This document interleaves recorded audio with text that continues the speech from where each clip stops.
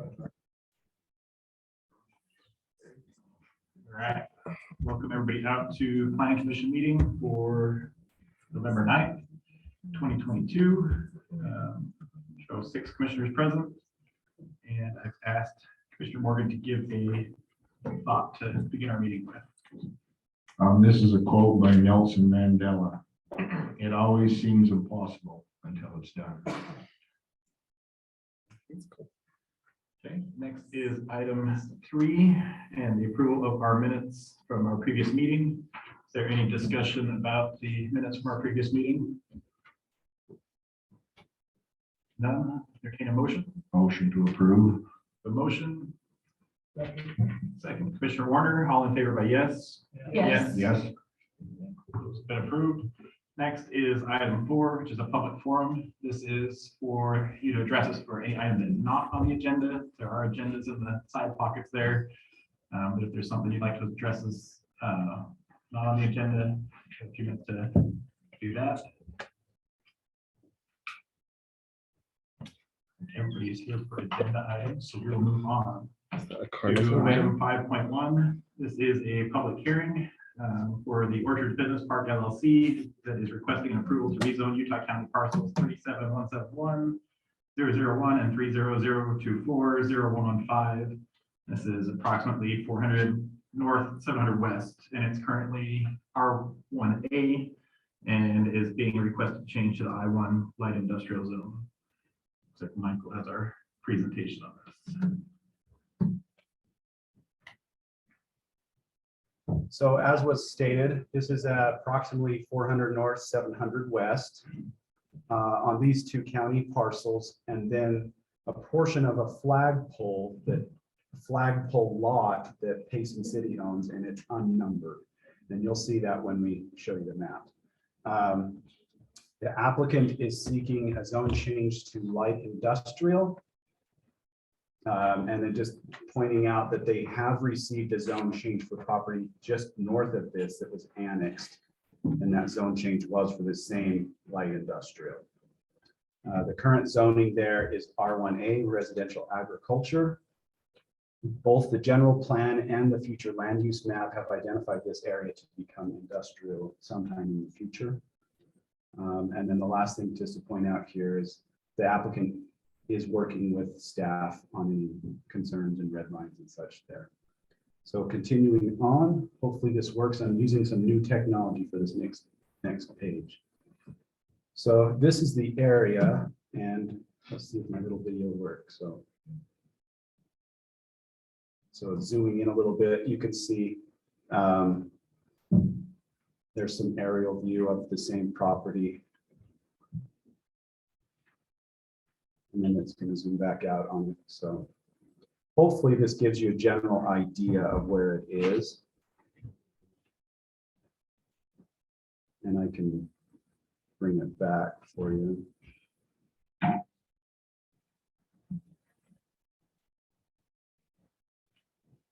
Go back, stop. So this is the flagpole portion that I was telling you about right here. It continues on into their property into the north and creates the flag portion of the lot. So all that property to the north and the rest of the flag and pole has been rezoned I1.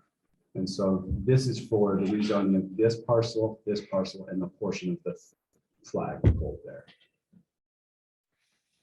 To give you some context of what the applicant is looking to do, this is a concept layout of the plan that they're planning for this portion of the rezone. I can do the same little video thing to kind of show you what they're doing for transitioning and landscape buffers. So let me just kind of show you that. So you can see as it zooms in here, they're putting fencing up there as well as landscape buffering, trees and shrubs and the like along the areas of these properties, continuing it, continuing it along the periphery edges of the properties here, as you can see. The yellow line on the edge is a fence. Anywhere else, it's just the green is the landscaping.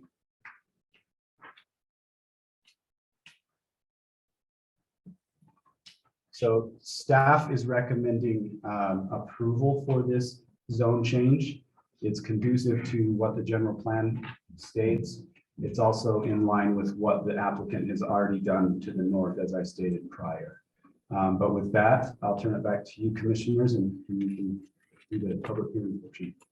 And is the applicant here? Or did you want to say anything before we get going here? Do you have any comments you'd like to make or? Just that we're trying to deliver what the general plan asked for. We've been open to, insight as to the measures for the transition, like Mike just talked about. We want to be sensitive to the neighbors. We realize that we touch the LDS church, we touch the residential homes, we touch a mobile home park, and we touch a little bit of farmland as well. So trying to be cognizant of that as we work into the general plan and concept layout. One thing to add that the applicant didn't add, as you can tell, first of all, light industrial doesn't allow heavy polluting type of industries. And you can tell that for the most part, these are office warehouse style buildings. So just to point that out for everyone. Okay. All right, so this is a public hearing, so I'll entertain a motion to open the public hearing. I move we open public hearing. Okay, the motion, a second, all in favor, by yes? Yes. Yes. Seconded. Marzan first, or Warner was second. And this is the opportunity for the public to address us on this item. If you have any comments or anything you'd like to please step to the microphone and tell us your name and share your input on this project.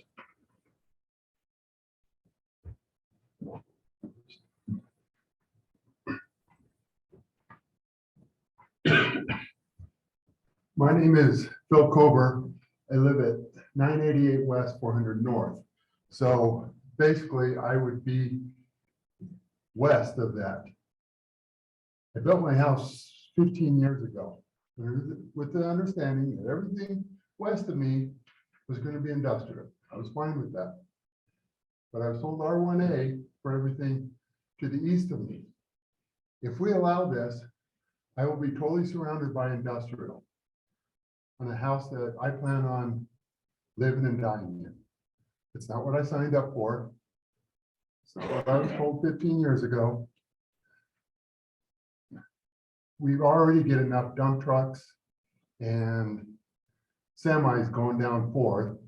We get a lot of people walking down that street. We get children walking down that street. We got school buses. We're just going to open it up for more big trucks going down that road. Not to mention the mechanic shop on 1100 and 4th. They don't have enough space, so where do they park all their tractors and trailers? They park them on 4th. So how many more tractors and trailers am I going to get parked on 4th North to, accommodate to put their stuff in? It's not what I want. I do not want this stuff around my house. To the west of me, that's fine. I knew that was going to happen. But to the east of me, no. So, thank you.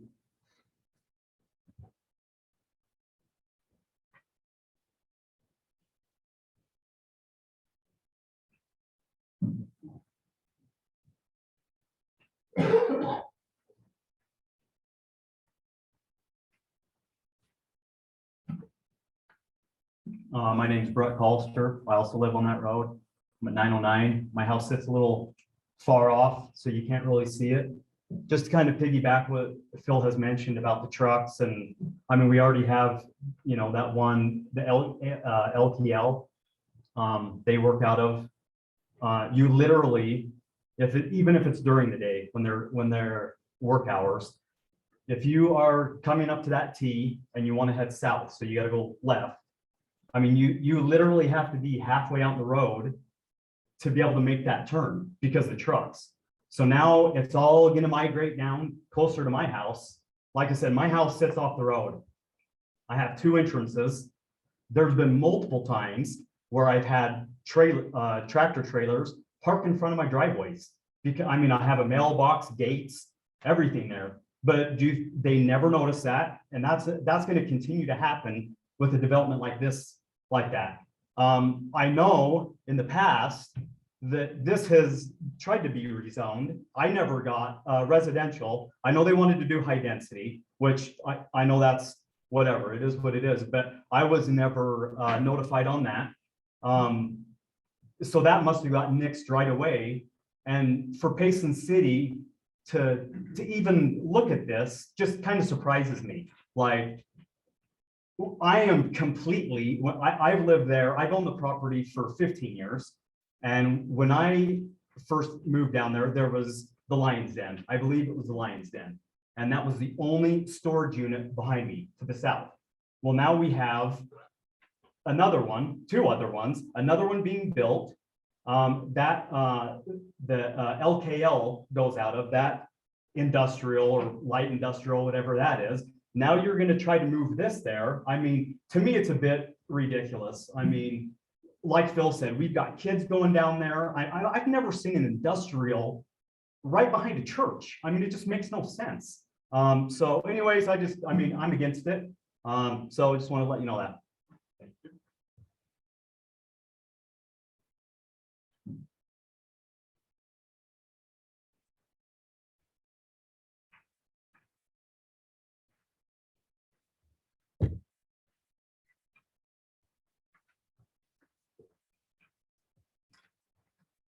My name is Bruce Hanson. I live 945 West, 400 North. The one entrance is directly across the street from me. I am against approval of the zoning change request. And for highlights, I'd like to point out the following. Property investors need to purchase properties with zonings they are desiring, not purchase anything they choose with the intent to change the existing approved use for the use of their choosing to fulfill desires of development profiteering. This request is not a continuation of any adjacent Payson City I-1 zone. This would be an isolated I-1 island. If approved, it'll isolate, as these two had just mentioned, but it'll isolate 2 residential properties on the west end between industrial zoning. It'll isolate 2 additional residential properties along with the church in the middle, and 3 isolated residential properties on the east side. That'll create the 3 residential islands bounded by I-1 zoning on the sides and the rear of their properties. And it'll additionally provide 3 cherry stems of egress to get into the zone, into their development request. Now, I could cover the safety hazards and everything else of the parking that this will open up, but they already have. I would like to touch on the history of this R1A. It was created by the council in the early 70s, possibly late 60s. And the intent was to provide municipal members to have livestock, horses, and things in an urban setting. The opportunity to keep that within the town was being pushed out, and the property right or the animal rights remained vacated. And so this was the first R1A that was created. They created a later one in the 90s that was dissolved. They're currently on the map are several small ones and 2 large ones that are identified as R1A specific plan. I tried to do research on your website to find out what that meant. I could not find that, so I'm going to make the presumption that that is tentative or change. Eliminating those, eliminating ours. Ours has been there for over 50 years. And to have somebody come in knowing that it's R1A, and irregardless, I'm going to buy it and I'm going to change it. Thank you.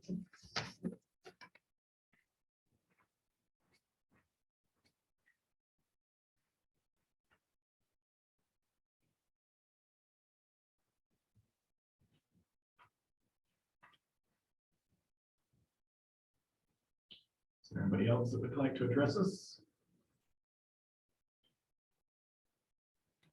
If not, so, all right. I don't have a lot to add, but so I purchased property just to the west, State your name, please. Sterling Hill. Thank you. Just to the west with my uncle's property for years and years and years. Bought the property, horse pasture. Don't have as much of a stake in it as these guys. I would hate to have industrial around my house. I can't even imagine living that way, but I bought it with the hopes of maybe someday building on it, which there's not a lot of places close to town where you can have animals, like he said. And that you don't have to move out in the middle anywhere. And it's a nice area, and I think it should stay that way. I think it should stay residential.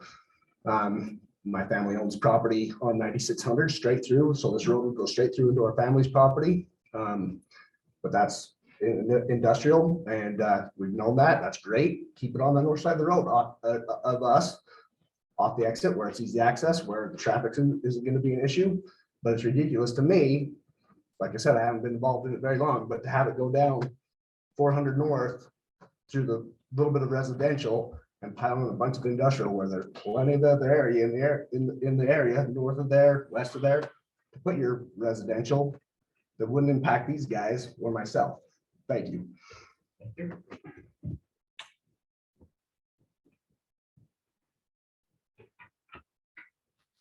Last call. All right. Entertain a motion to close public hearing. Motion to close public hearing. Motion. Second, Commissioner Moore, all in favor by yes? Yes. Yes. Motion discussion.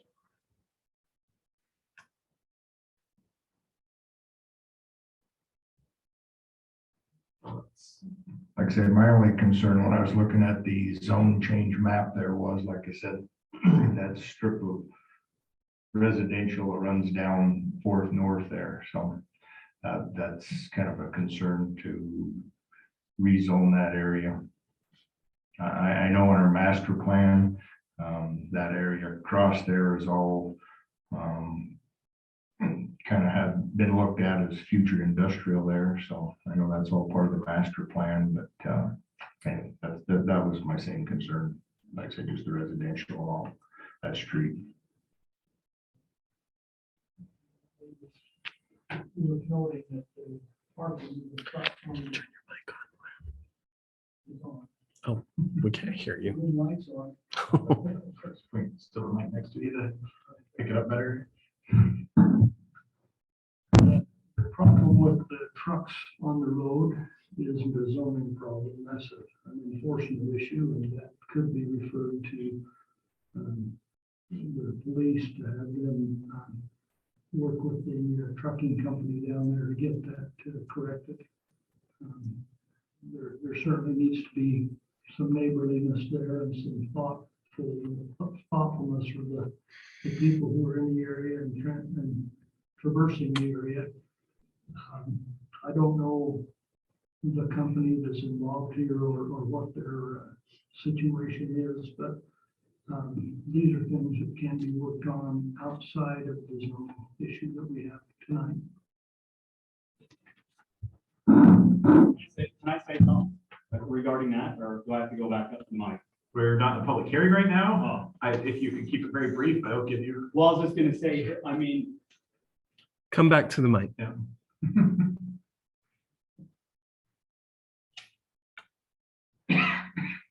For the recording, we need to. so hear I'm it. sorry.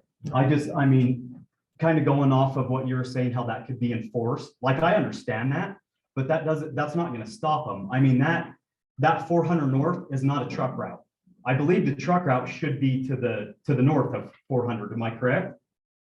You guys, I'm not okay. sure where the- But I know for a fact 400 north is not a truck route. But if you sat down there for 3-4 hours, you could count how many times big trucks. I'm not talking little, dump trucks. I'm talking big 18-wheelers that go down with their Jake brakes on. I mean, so I kind of wanted to bring that up. I mean, I get that that's an enforcement issue, but it absolutely is not gonna stop. I mean, Yeah, there's no doubt the facility will bring in more traffic as well and cause more headaches for sure. I agree with the island philosophy that we're kind of routing around a bunch of residents to squeeze us in. So I would just kind of question that portion of the plan.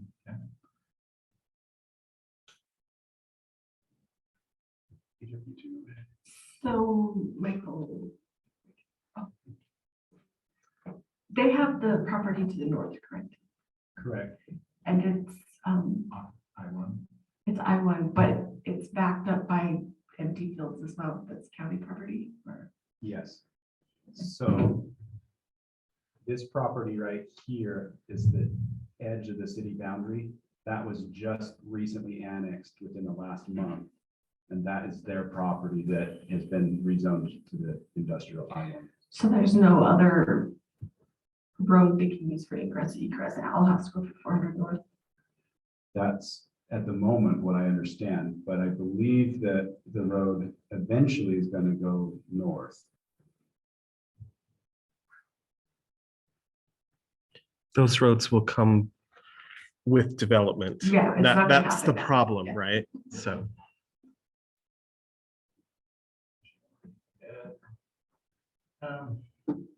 Kind of touching on as the development comes, it would be a lot easier, I think like you were thinking to totally be able to move the traffic up north. But until that's there, there's not much you can do there in terms of getting people in and out of it. And it is the direction of the general plan to have more industrial in that area. So Kind of along the same lines as things have adapted and changed in the city. You know, it may have been at one point a residential area, but now it's changing more towards that's more where we're putting the industrial type businesses. And so the zoning does fit with the direction we're trying to head of the city based off the general plan and the zone we have there. I think it might be worthwhile. I'm not sure that everyone understands the general plan idea and where that comes from, and that's probably what we're talking about. The state of Utah requires each municipality to create a general plan. And in the general plan, they designate where the residential areas will be, where the industrial areas will be. Within the residential areas, how much density of housing, how many homes per acre, if you will, can exist in those areas. And that general plan is a blueprint that is used to determine future zoning in the city. So the city takes a look at what it has, what it thinks it will need, and creates the general plan. That was updated, what was that, 2 years ago, Jill, but we just updated the last time. And so, To interject there, we did have open houses and community was asked to come and put input in. I don't know how much input you all made, but you had the opportunity to give input. yes, thank you. And as that, one of the things that the city has recognized is there is an unmet need in the county for light industrial warehouse space and that kind of operation. That brings tax revenue to the city. That helps pay for other things which we want to be able to do in the community. And so we look at designating an industrial zone with the idea that it will bring revenue, it will help us to develop the city and make more local jobs, so people don't have to commute out of town to find work and to do those kinds of things. And so in looking at the way the city has come together over the last few decades, that strip west of I-15 from 800 South region northward has developed very nicely into an industrial park kind of area. And we see that as the city grows, that it will need to be bigger than it is. You may not be aware, but there's a lot of activity going on right now in the planning department for development in the existing area. We're going to need more acreage in order to be able to meet the demand that's out there and the need that's in the area. And this seems to be the place in town to have that happen. So that's why we're here tonight, is the developer has looked at our plan, and our plan says this is where we want industrial applications to happen in the city. And they have moved forward based on, in good faith, on what our plan says we want to have happen in that area of the city. Thank you for putting the map up there. As you can see, those colors all represent different kinds of uses and densities of population and so forth in the city. So what's happened here tonight is a result of the general plan coming together and then the developers acting on what the plan has specified.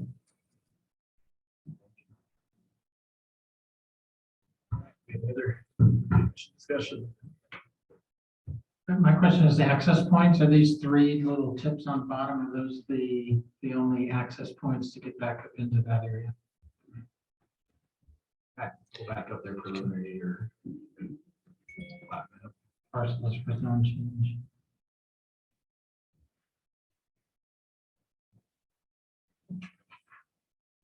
There's three little tips on the bottom. Is that the only access into that facility? That hit 400? Trying to get it to move. There we go. So you're talking, for example, here and here. Yeah, you're turning my head though. You made it- So this is 400 north right here. Okay, So There are two access points. Two so access. there's that one there and there. and the church is down on the bottom. The church is right here. So on this map, north is to the left. Okay. So So the majority of the build out appears to be away from your houses. So your homes are to the north? Straight across from the trust street. South Street. Right Oh, where yeah. that access point's gonna be, I mean, Gotcha. right across from, So you're south of 400. yes. And I'm directly west of that.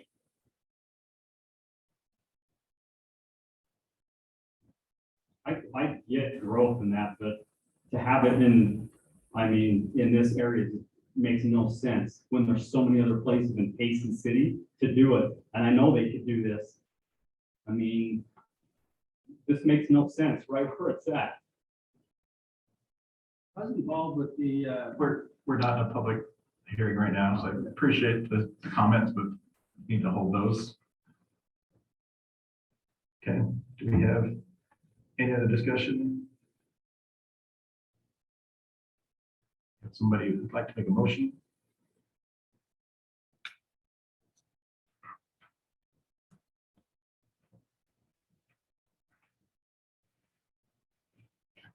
I will make a motion that we recommend to city council that they approve the zone change request for the lots in question for item 5.1, based off the fact that this is in line with the general plan and where we identified that the build out and the growth will go for the industrial area in Payson.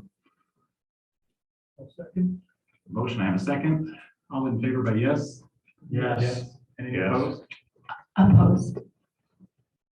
We have one no. I would just make the public aware that this is just a recommendation. Planning Commission is a recommending body to the city council who makes the ultimate decision. In all likelihood, this item will be heard at the first meeting in December, which is December 7th, in this room at 6 o'clock. You're welcome to come again. It's not a public hearing, but the council always appreciates seeing people come and understanding their opinions and things like that.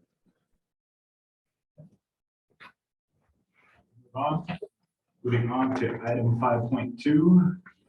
This is a public hearing for proposed amendments to the Payson City Annexation Policy Plan. Jill has our presentation. Set up shop for a minute.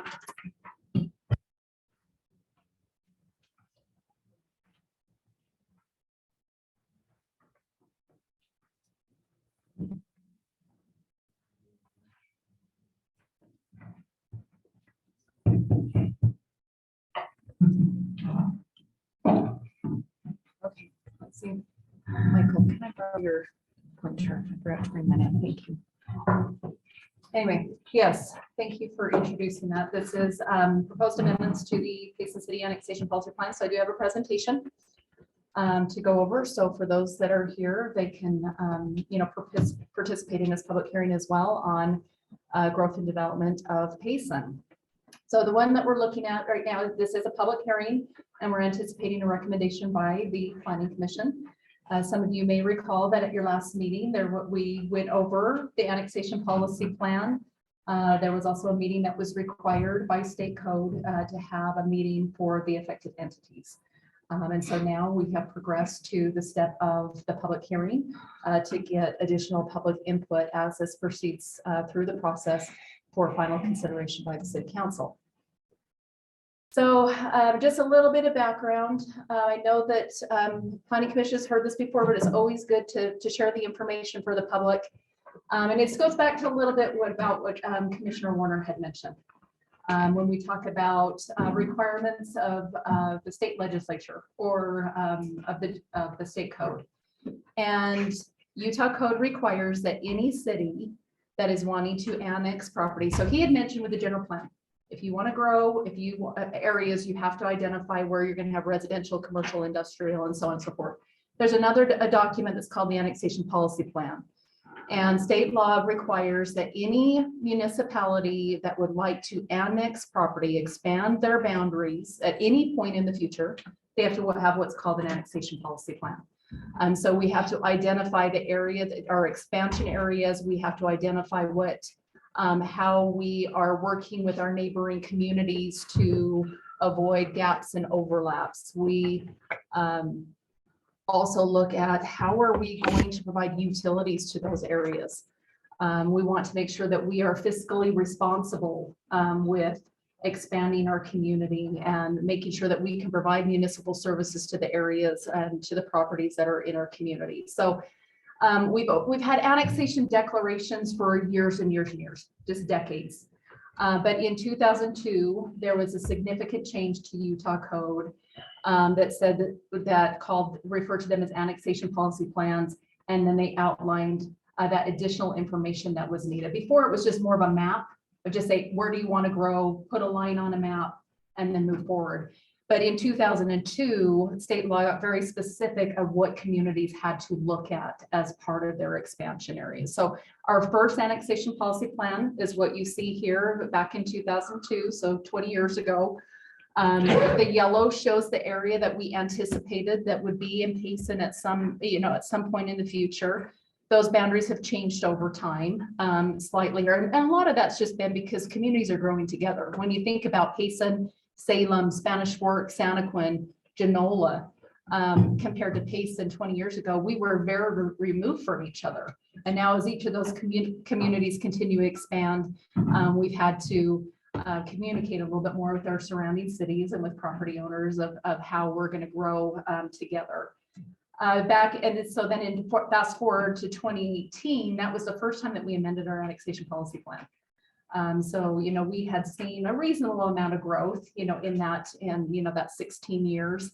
But in 2018, we felt like there was a need, again, communities growing together. We had to start entering into interlocal agreements with the surrounding cities to identify where a line in the sand was between the two communities. And there was just some need for some additional amendments. Because it had been many, many years. And so in 2018, we made some adjustments. And so the map looks a little different, as far as coloring, but the boundaries are relatively the same, except, like I said, as you were getting closer to Santaquin, and Elk and Salem. So the amendment process, so this amendment process is pretty extensive. It requires a lot of opportunity for affected entities and for the public to speak to the growth or the expansion of the community. So this is a little checklist of where we are and where we need to be. So I'll go over that briefly. So this request was initiated by staff. As we have been talking with landowners, as we've seen changes with our general plan, as we have updated utility master plans, as the council's been talking about annexation in general, and talking about specific criteria that we should be looking at in order to determine whether or not properties are ready for annexation. So based on all those discussions, staff initiated this process to make these changes for consideration by this body and then also by the city council. So on October 26th, the first step beyond that is you have to have a public meeting with the planning commission, and you have to provide a public comment or a comment period. And that we had to send notices to the affected entities. Now, affected entities are cities, nearby cities, it's Utah County government, it's special service districts. And so Utah code is very specific of what is considered an affected entity. And so in some areas or some communities all throughout the state, there might be other utility companies that are providing utilities in those expansion areas. And this provides them an opportunity to come in and say, how is the growth of this community going to affect our systems? Or for communities, if we get closer to one of our adjoining cities, how is this going to affect their plans for future growth as well? So anyway, so the affected entities is very specifically defined in Utah code. And then, and then written comments. So you not only have to have, we had to have that public meeting for the affected entities, but then we also had to allow for written comments to be submitted for 10 days following that meeting date. That happened to fall on a weekend, so we extended it till Monday, which was Monday 2 days ago. We have not received any written comment from any of the affected entities as outlined in Utah code. So now we're at the public hearing and recommendation by the Planning Commission. So we've noticed the public hearing and we've sent the additional notices out to the affected entities, and we hope that they are involved in this process and they provide some feedback, because we do make sure that we are contacting those affected entities, even at the development level. I mean, we have to do it in annexation here because Utah code says we need to, but I think, as a community, we've really taken the approach of making sure that public and private utilities are and those affected entities are involved even in the development process. So tonight, the Planning Commission will accept public input, whether it's from affected entities, whether it's from property owners, whether it's from residents. We want to get some input on any of these changes to the annexation policy plan. And then again, we're anticipating that a recommendation will be forwarded to the City Council. The City Council will then hold a second public hearing at their meeting, and we have to send additional notice out again for the public and those affected entities. That date has not been determined yet. It will be in December. We haven't just determined for sure it will be at the first meeting or the second meeting, but for the purposes of the affected entities, there will be some additional notice. And then for the public, we do still put it on the website. We post it in certain locations and we put it on the state public notice website. Yes. Can you clarify who the affected people we're talking about? These are the people that are outside the city limits right now. Annexation area. Affected entities, we have, I think, a list of 32. So you would have all of the surrounding communities. You have Utah County. You would have, as far as special service districts, you have Strawberry Electric Service District, so And SESD. When she says surrounding Oh. communities like Santa Quin City and Salem City Yes. and Elk Ridge And City. Genola and Elk Yeah. Ridge. And we've taken an approach too that on some of these requests, whether it's annexation policy plan, general plan, we've taken the approach just to send it to all those affected entities. I mean, we've gone through and we've said, okay, all of these different agencies, organizations, whatever in our area would qualify with affected entities. Instead of us saying, well, is this one really going to affect the Benjamin Drainage District? We just send it to everybody. We let them make that determination. So we send the notice to all of them. If they're interested or if it will affect any of their facilities, we let them make that decision. You know, we don't pick and choose, but yeah, I mean, you have even like the Benjamin Cemetery. You know, they have a district there for the little cemetery that they have in Benjamin. But some of them are utilities, Salem Canal Company, Highline Canal Company. Even if, you know, some of them are not truly meet that affected entity definition, if it's close and where we work with them so closely and knowing that going in these areas, then we're starting to deal with irrigation, water and irrigation systems. We always try to get them around the table at several stages of this process. Anyway, so moving, did that help? Perfect, thank you. So the issues at hand, you know, a couple of things that we're looking at. Of course, we always have to be compliant with Utah code. We definitely want to use this document as an opportunity or to help us with making these decisions on growth and development. But we also have to fall back and make sure that we're meeting the minimum requirements of state code. This is, I think, a good combination of meeting state code and then also putting some additional direction in that will assist the Planning Commission and City Council in making some of these tough decisions. But it'll allow for the expansion of the municipal boundaries. It is a statement to guide our decisions regarding annexation. We have a lot of acres. We have a lot of area showing that will be part of Payson at some point in the future. A lot of that begins with landowners of whether or not you know, they want to even annex into the city. But then also the city has to determine what is the proper timing, or can we provide those municipal services to those areas? So there's that good balance of this is state code required, and then this is just what we feel is proper planning for our community. And then we're also addressing some specific criteria. You may have noticed in the document that there is some very specific state mandated criteria, and then we are proposing that there be some city criteria that all annexations have to meet. Outline current annexation and development priorities. So I mean, that's several things that are listed out there. I mean, there's a lot of reasons to annex or not to annex at a certain time. So we're trying to list some of those just to you know, provide some direction too for some of the landowners or developers or applicants that might be looking. We don't want to waste anybody's time. You know, so we want to provide some really good guidance at the beginning for you to consider. And then there are a few changes to our future expansion areas. There's a couple of areas we're proposing to remove, and there's a couple of areas we're proposing to add. So here we are at the proposed annexation policy plan that we have in 2022. So we are updating the document. It's currently in draft form, and the reason I say that is because we still need to get input from the public, and we're hoping to still get input from the affected entities. We do have to, as far as the affected entities, if we do receive any input, we have to include that in the plan and address that in the plan. So you may have noticed my, you know, my red type in there saying that that area will be completed based on what we hear through this process. But we've got to include it, you know, in it. We had to update tax rates. We updated our annexation goals and considerations, our population projections. We included that in there. That has changed. We were able to put in the 2010 census information, and then the projections that are provided by the Kempsey Gardner Policy Institute. Also talked about timing of annexation.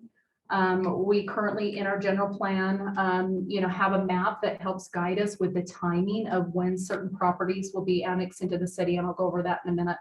And then, as I mentioned, you've got the state mandated criteria, and then we are proposing, you know, based on feedback that we've, or conversations we've had with the city council, is to put some weighted annexation criteria in there also. And then there's the expansion area map. You may have noticed if you compared those, it is slightly different than the 2018 plan. So again, annexation goals are in there. That's where we're talking about the development build out potential. not knowing exactly when all of that area will be annexed or developed in our community, but we're looking at fiscal opportunities or constraints or impacts. That definitely needs to be as a municipal or municipality that provides a lot of services to our residents. We want to make sure that any new residents in our community have those same opportunities as any other developed residential neighborhood in our community. Availability of utilities and infrastructure. That cost is quite high to install them, and it's also very high to maintain them. So what is the best way to provide those municipal services and to maintain them on a long-term basis to maintain that high level of service? Transportation and connectivity. Are there existing systems in the area? When annexation comes in, will they contribute to that existing system? Will they cause congestion with that?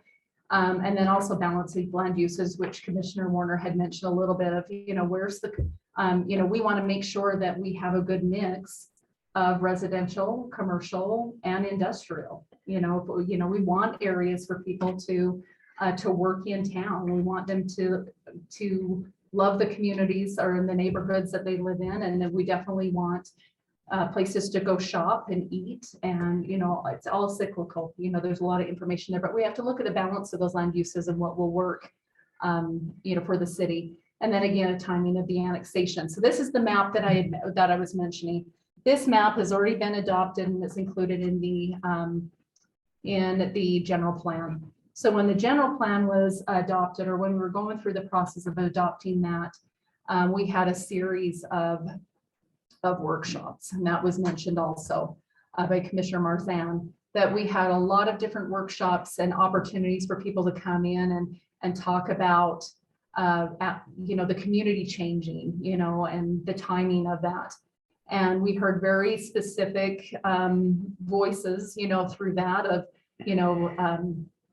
what areas that, we should consider at this time, which areas we should preserve. I mean, we heard a loud voice from the orchards, and making sure that those orchards are protected for as long as possible from development. We heard a lot from West Mountain, on the timing of that. Some of this was a function of whether or not we could provide utilities within a certain time frame. And so that's where we have the different ranges. So that's the different colors of blue. You may not be able to read this here, but the area in the dark blue is areas that we would anticipate could be annexed or developed in the city within 0 to 10 years. This shade of blue here is 10 to 20, and the lighter teal areas are 20 and beyond, 20 years and beyond. And then there's some areas like up in the canyon that we feel that should just be protected, that they just should not be annexed and they shouldn't be developed. And so that's the basis that we're going on as far as timeline. Again, we're already using this as a tool for determining the timing of annexation. So it's just data that we took from another document to put in here to help supplement that criteria that we have included in the plan. Again, annexation criteria, and I'll just go over these briefly, but you've got the weighted annexation criteria, which is what staff is proposing to the Planning Commission and City Council to be considered for new annexations. And then the state mandated is what we still have to look at with each annexation, but we had to have a specific response in our plan of how we were addressing this criteria listed here. So just briefly, the weighted annexation criteria is we're looking at annexation should be of a certain size. We have to have solutions for either be adjacent to or have solutions of how we're providing utility infrastructure. There's even some reference in there of how we will address power, the power utility in some of these areas, because we do have other power companies, specifically SCSD, that's just immediately outside of our boundaries.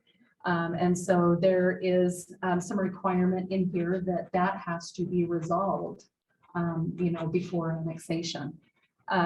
So I guess it's bullet pointed there. Land uses and development to support general plan. Again, we should be using these documents together. They're really should be complementing one another. They each serve sort of a different purpose, but there's a lot of information that bleeds over into each of them. Whether or not there's a specific plan for the area.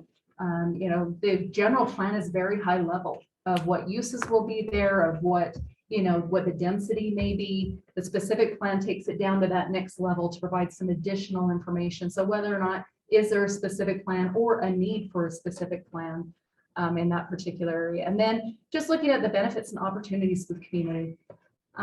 We're always going to look at fiscal impacts and, some limitations or constraints that it can have with the community, but with growth also comes opportunity. And so we also want to look at, what benefits or opportunity will come with each of these requests. And then like I mentioned, it's weighted in there. So we have some information in there of how we would score that, which items are more important than others. But we've even tested it out on 2 annexations so far with this weighted criteria with the city council. They had determined that those properties were not ready based on this criteria. So we had to massage things a little bit based on, implementing it with those 2 annexations, but we feel that it's where it needs to be moving forward. And then, like I said, state mandated review criteria. So this is our expansion area map. I'll go over the areas that we're proposing to change. So I'll do my best to orient because there's a lot, it's busy. So this is Interstate 15 right here that continues through Payson and down to Santaquin. So this is Arrowhead Trail that connects Spanish Fork, Salem, Payson. And so the area that we're looking at, you may see that residential development that's happening along between Interstate 15 and Arrowhead Trail. So that is this development right here. That is the northernmost property that's in the Payson city limits, is that development that's occurring out there. Across the street, we are proposing, so we have annexed on the west side of Arrowhead Trail. We have annexed on the east side of Arrowhead Trail. Salem, again, has come in, and there's just 2 parcels. There's this triangular piece right there that's in unincorporated Utah County. Hasn't been annexed into either city. We currently have in our annexation policy plan, we are proposing to remove it from our annexation policy plan. That is after having conversations with Salem City.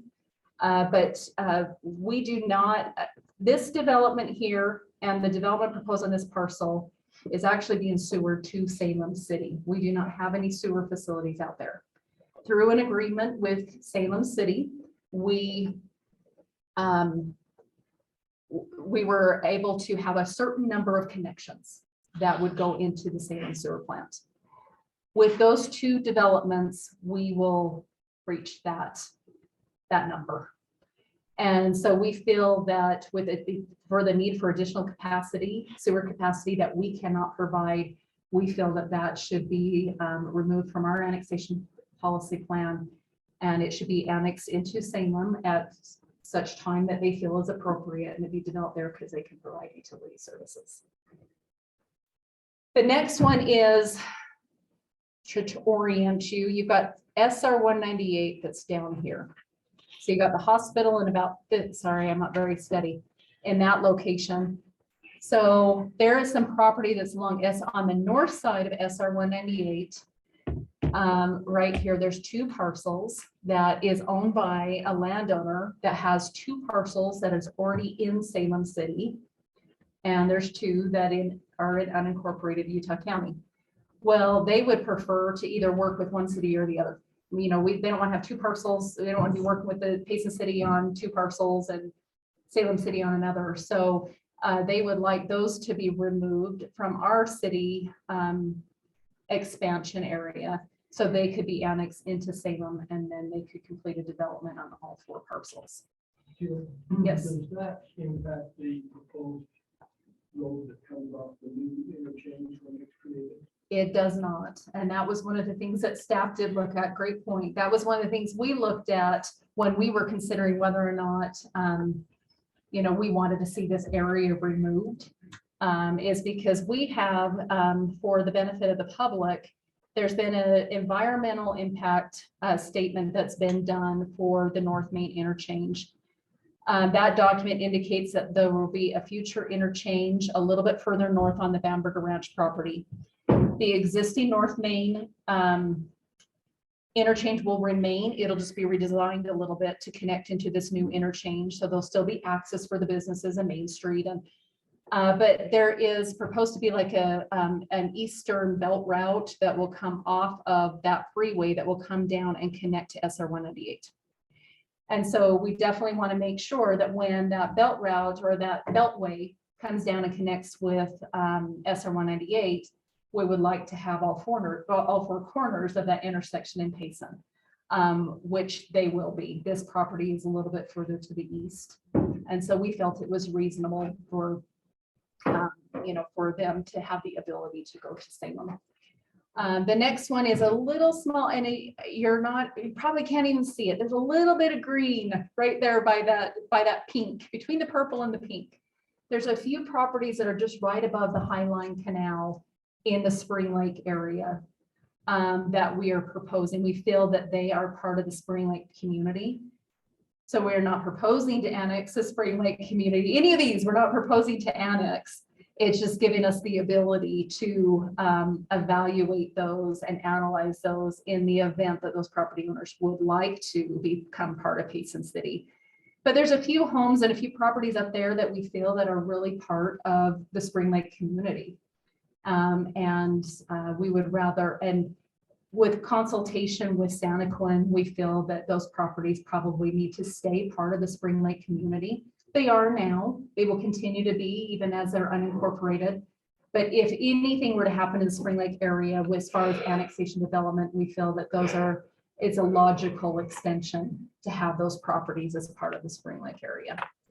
One of the big changes that we're making here is this red hatch right here. Again, red is to remove this green is sort of a disconnection, and then black. Oh, I missed this one. Sorry. So there's a little portion right here. It's a triangular piece that's currently in Salem. And we're sort of in the same situation as this property down here. The majority of the properties in Payson, and they have about 13 acres, I think is what it is, in Salem city limits now. So they would like to, so we'd be disconnecting this. This would come into Payson. So all of their development could be within the city limits. Just as a little side note, most of that is wetlands. There's not a lot of developable area on that property, but yet the applicant would still like to see that be part of their open space for their development. And then here, last year, Payson City and Santaquin City were able to determine a boundary between the two cities.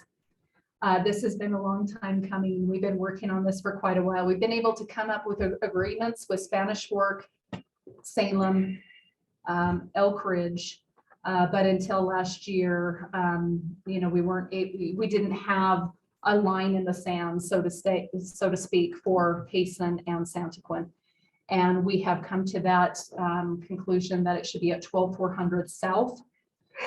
So that is the second overpass across I-15 as you're going south. You've got 12,000 South that goes by the Taylor Ranch, and then you have 12400. That's a little bit further south in there. So everything north of 12400 South would be in Payson. South would be in Santaquin on the west side of the freeway. On the east side of the freeway, well, on the east side of the freeway, there's a little bit that would go into Santaquin. So I guess technically it's 12400 all the way up to SR 198. But again, we don't want to split communities. And so we include all of Spring Lake in Payson's. And then we're also looking at some recreation opportunities on West Mountain. So we're looking at adding some additional land that's owned by BLM up on the mountain into our annexation policy plan to give us some opportunities with refining that recreation area. Again, it's a multi-step process. We are right in the center. So we've prepared the documents and the maps. We've had the public meeting. We've had the comment period. We're having the Planning Commission public hearing and recommendation. It will move on to City Council for a final decision. And then we do have to file it with Utah County and with the state. I know that was really long. I hope it was helpful. But if you have any questions, and then again, Chair, it is, we do need to have a public hearing. Any questions from staff? We'll be open public hearing. Take a motion to open public hearing. I move we open public hearing. Motion and second by Commissioner Moore. All in favor, by yes. Yes. Yes. This is the opportunity for the public to address us about this item for the amendments to the annexation policy plan. Do you have any comments? Oh, Jill's got comments. So I did receive 2 emails Okay. from the public. So I know that one of the gentlemen is participating via Zoom, so he may want to expand on this, but I just want to give you a little bit of, and Jonah, I'm going to show you a map also to help explain it. But Tyler Horan he's a project manager for Whitehorse Developers. They own some property in the Taylor Ranch area. And he had a couple of questions, and I am going to find the map to try to address his questions. And then Tyler, you are more than welcome to expand on this. I will start it off and you can go from there. Okay. So Tyler had written to me, and I'll summarize, but he just wanted he wanted this to be on the public record. You know, he recognizes that this is a process, and we need to discuss these things, and he had some questions. So he was wondering why the property that they own, so Whitehorse Developers, so it's highlighted in red. So just to orient everyone, this is I-15, this is the 8 South interchange, the Taylor Ranch is in this area here. And then they have about 50 acres immediately north of 11900 South, which is the road that's just north of the Taylor Ranch on the west side of Interstate 15. So he had asked, you know, that he had wondered why this property was included in. As you can see, it's a different shade of blue. The darker blue is the 0 to 10 years. The next shade is 10 to 20, and then, you know, 20 and beyond. So his property is within the 10 to 20 years. So he was asking, you know, first is they would request that their property be changed from that medium shade of blue to the darker blue, so they could be 0 to 10 years. And also was just reiterating to staff, which we were aware, but we want to pass that on to the planning commission, that they have a pending annexation petition that's being reviewed by staff. So their annexation petition has already been accepted for further review. We're evaluating it, you know, for a future meeting of the planning commission and city council to make that decision. And then he also indicated that he has reached out to, who I have received another email from, Stuart Lamb. And Stuart Lamb is with Kilgore, I'm going to get it wrong. He is with Kilgore Properties, and they are the company that has purchased the 140 acres that was previously known as Taylor Ranch. And so they have similar, you know, similar comments, I guess. And so he shared this with Stuart to comment, which I will address that in just a minute. Oh, looks like you got kicked out. Let's let him back in. Anyway, so he just wanted to see if this map could be changed.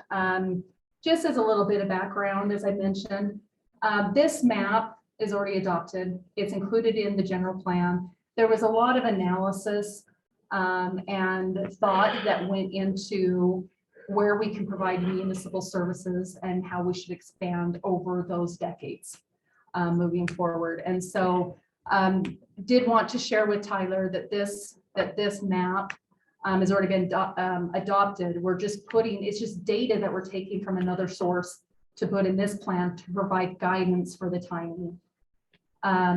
Annexation is a legislative decision. The council could follow this to a T, or they could determine that based on that criteria, that a certain property is more ripe for development than another. And so I just want to express to Tyler that, yes, we do realize there's an annexation petition pending. We do recognize we've had conversations. Timing of annexation will not be the only conversation with moving this annexation forward. So, but anyway, changing this map would take additional analysis, communication with Public Works, and modeling to change the map. So I don't know, Tyler, if you want to expand on maybe, I hope I did a good job at expressing your concerns that were outlined in the email. Yeah, no, you, can you hear me? Yes, yes, we can. Yeah, no, you did a great job. And I didn't realize that this wasn't the right time to propose a change to this. I guess I just figured because you were adopting it to another set of criteria that it would be a good time to comment, just because, like I'd mentioned, I know we're, eager to develop an annex, and I think the ground south of us is in a similar situation. So I know it sounds like there's a different application we need to make, but just thought it's worth bringing up right now that I know this map is pretty recent, but things change, and we would like to join the city at some point. So just wanted to just put that comment there. No, I appreciate that. And I don't ever think it's too soon to ask a question and to start having a conversation. So I appreciate it because, sometimes we do have a lot of documents and, we don't know exactly when the right timing is. And so I appreciate that. We'll continue having those discussions. And then the second email was from Stuart Lamb. And then he also was, okay, now we've got 140 acres with a Taylor Ranch that we recently purchased, and we're very interested in annexation and development and, extending utilities to this area. And so he had asked questions also about how do I formally make the request? How do I better understand the process? And so I had responded back to him as well as stating the same thing, that it was, prepared with the general plan. Probably could have been a little bit more explanatory, but again, I think, changing some of the boundaries of those growth areas, of those timelines, would take additional analysis that probably would be initiated by a property owner or an applicant like Mr. Horan or Mr. Stewart, or Mr. Lamb. So anyway, so I think we'll definitely start having those conversations, and you may see something in the future.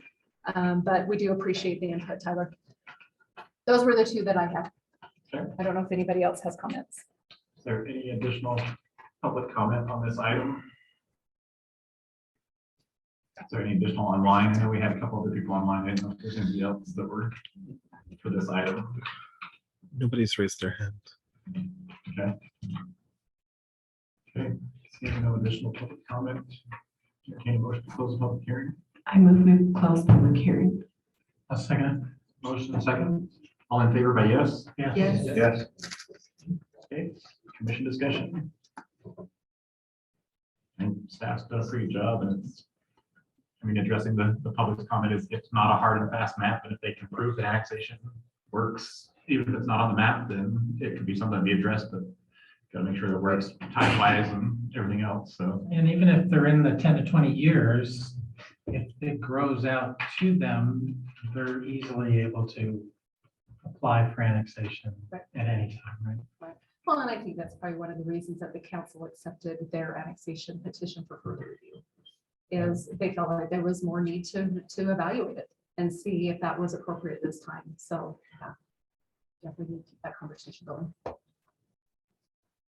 Any other questions for staff? Thank you for bearing with me with the long explanation. I just had an opportunity with a room full of people. So it's great to explain, some of the planning documents that I know, you guys know me too well, but anyway. We don't have any additional comments. Do we have a motion? I move we recommend approval to city council for the amendments to the Payson City annexation policy plan. Second. Motion and second by Commissioner Moore. All in favor by yes? Yeah. Yes. Yes. Any opposed? Okay, we'll move on to city council. And move on to item 5.3. We do have a 5.3, right? I don't know if I ever saw the rest of my packet, so I just want to make sure we. 5.3. So. You do. 5.3 is the general plan amendment, the housing section, chapter 7, the Payson City General Plan. The amendment consider existing potential new strategies to adequately address barriers related to the opportunity for development of moderate income housing. Robert has our. I'm going to start this presentation by making the caveat that I'm not a statistician. And I'm also not a demographer, but I've done my best. So moderate income housing this year is a little bit different than in years past. And the reason for that is that the legislature passed House Bill 462, which modifies some requirements that municipalities have. The most significant changes were they changed the strategies that cities need to use in order to work towards moderate income housing development, as well as some reporting requirements, date changes, and also an implementation plan. Some of these requirements are going to be then tied to transportation funding as kind of a carrot stick situation. But the legislature went ahead and created an enormous list that cities can use cafeteria style to pull from. A city of our class is required to have at least 3 of these strategies. We've had 3 strategies before, but the wording is a little bit different. And so our strategy in choosing these was to most closely align with what we've been working on and move forward from there. So the strategies that we have chosen are to demonstrate investment in rehabilitation or expansion of infrastructure that facilitates the construction of moderate income housing. We are doing some major investment in our existing infrastructure with sewer expansion and upgrades to the plant, which without a sewer treatment facility that is up and running and compliant with state code, we will not have any expansion of moderate income housing. Strategy 2 is to zone or rezone for density or moderate income residential development in commercial or mixed use zones near major transit investment corridors, commercial centers or employment centers. This is a strategy that Payson City has been implementing for several years now. It's what our general plan has been designed around to make sure that those commercial and mixed use zones are situated near transit corridors and to take advantage of those opportunities. That's where density makes sense. And then the third one is to create or allow for and reduce regulations related to internal or detached accessory dwelling units in residential zones. This is kind of a writing on the wall type of strategy and kind of a low hanging fruit situation. Accessory dwelling units are already allowed in the residential zones in our city. We allow internal ones. We haven't really explored the opportunity of looking at detached ones as of yet. And we have a feeling that the legislature will probably be imploring us to do so in the near future. And so these are 3 strategies that we felt would actually work pretty well in the fabric of our community and to move forward with. So in the information that you received from me early this morning, my strategy in approaching this is that we have a housing section in our general plan. That's a mandate from the state legislature that all general plans have to have that. Our general plan was recently done in 2020 and our housing section is robust. It's chapter 7 and has some great information and detail in there. My thinking in this was to create a supplemental update to that rather than replace what really good information done by professionals with much more expertise than me. I wanted to provide additional updated information and statistics and these strategies and implementation policies, but maybe keep the good information that we still have. So this is strategy 1, and it goes through, explains why this is an important strategy for us, and then the implementation plan is to finalize contract requirements in coming months. This is a project that is going to begin, we hope within the next few months to be finalized and online as soon as possible and before it gets more expensive. And then we will just make sure that our implementation of this is just to make sure that it's implemented to allow that critical infrastructure that will be required for additional development within the city. Two, same thing.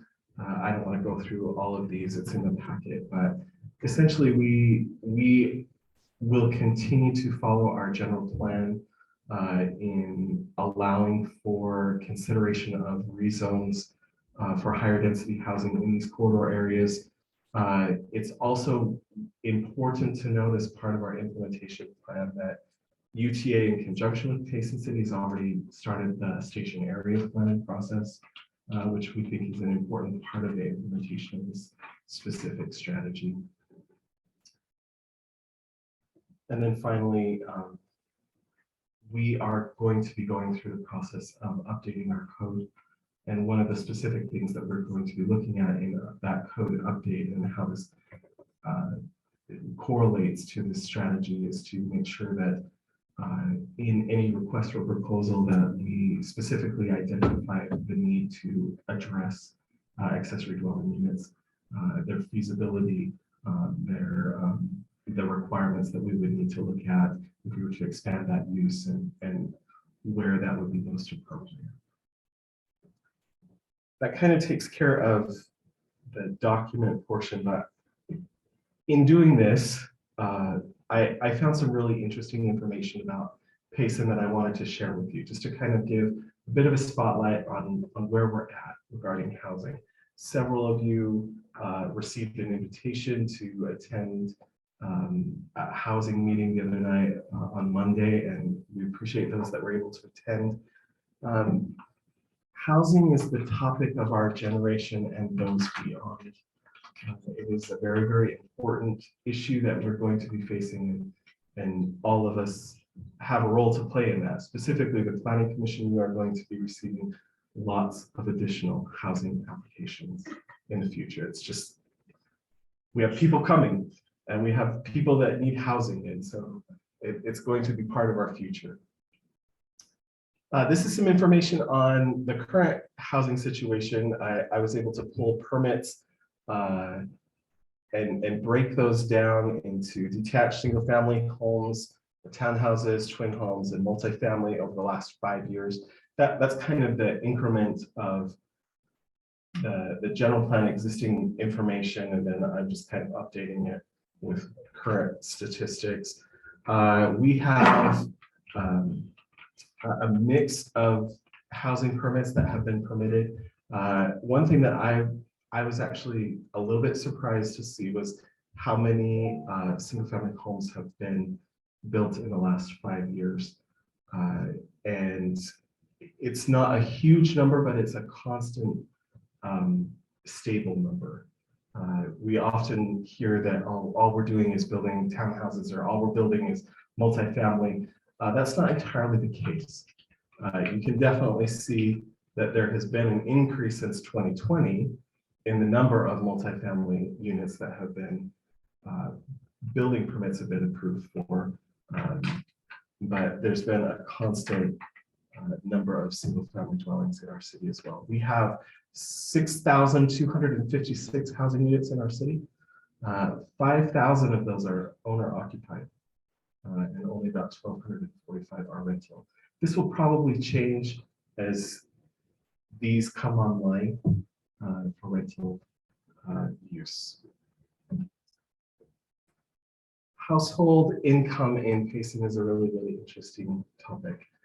This breaks down income in Payson in different categories. You can see that the bulk of people in Payson earn between $50,000 and $74,999 per year. This is a little startling to me and a little bit concerning. Based on area median income, which we use for Utah County, about 55% of Payson households are considered low income. And so that is very telling in the need for moderate income housing within our city. And that is very telling in the need for a diversity of housing options within our city. We want to make sure that we're attracting people from all of these, making sure that moderate income housing and lower income housing folks have a place to stay, and also making sure that we are supporting the higher income levels of our city for tax purposes, for retail purposes, and things like that. And then lastly, just thinking about housing cost information for Payson. I did just a very rudimentary research project on Utah real estate on the MLS service. There are 78 homes for sale on Payson today. The average listing price of those is $551,170. The median is $480,000. And they range in price from $295,000. That's the cheapest thing that you can buy in Payson. That's actually a condo, and ranges up to 1.8 million. There was one for $11.8 million, but it was technically in the county, so I didn't include that. Otherwise, this would have skewed crazy. And then there are currently 29 available units that have been listed on KSL. They're probably private ways to understand and find the rental housing, but this was the most public way I found. Those range from $1,050 to $3,000 a month. You can actually get a fairly nice house in Payson, like 4-bedroom home, for about $2,500 per month in rent, which is actually lower than most of our surrounding communities. This is the part that is really, really interesting. This is monthly housing costs as a percentage of household income. So for people that are making $20,000 or less, there are, and this isn't necessarily including all rental housing. This is mostly focused on home ownership. Those folks are paying at least 63 of those folks are in this category, and they're paying at least 30% or more of their income. And so as you look down at this line, you can see that there are several categories. Specifically, when you are about right here, there's a lot of folks in this range that I mentioned before, that 55% of households in Payson that are in that would be considered lower income, that are devoting 30% or more of their monthly income to housing and housing costs. When you go over that, that number drops significantly, because these folks are, they're 1,481 of those households are doing 20% or less. And so there's some good information here, because we see that the lower amount you make, the more you're paying for housing, right? The more you're making, the more opportunities you have to invest your money in other locations other than just going straight to housing. So these are some of the circumstances, and I think these are some of the justifications of why we do these exercises. Sometimes they become tedious tasks, but I wanted to just bring out some of the data that shows that this is something that we should be thinking about. This is something that we should be focused on and finding solutions for. And I think when you boil it all down, that's really what this is all about. It's not necessarily just an unfunded mandate or a requirement of the state, but it's really an opportunity for cities to look at their real situation in housing and see if there are solutions to that. So with all of that in mind, this is an action item for the Planning Commission to make a recommendation to the City Council. But we do need to have a public hearing on this. But I'm available for any questions. Questions for staff prior to opening the public hearing? None. Like you covered all of it, Joe. Okay, let's take a motion to open the public hearing. Open the public hearing. Motion, have a second. Second. Second, Commissioner Marzan, all in favor by yes? Yes. Yes. Those that are left, if you'd like to address us about this item, You're welcome to step to the microphone and provide your input.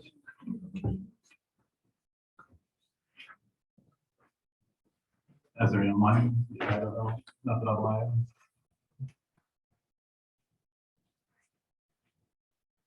Just the definition of moderate income housing has changed drastically in the last few years. Yes. So, Housing important, and it's always important to remember that housing affordability is different than affordable housing. yes. So can you tell me what multifamily represents?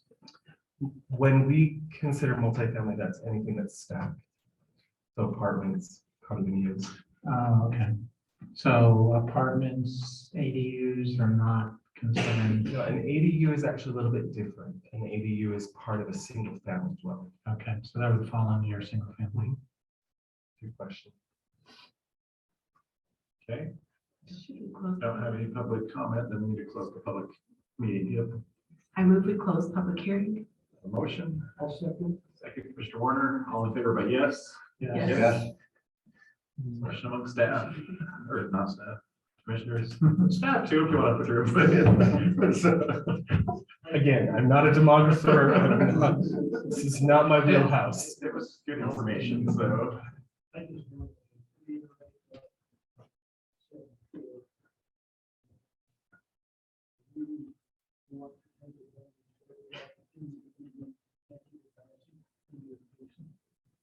Because of that lack of balance. I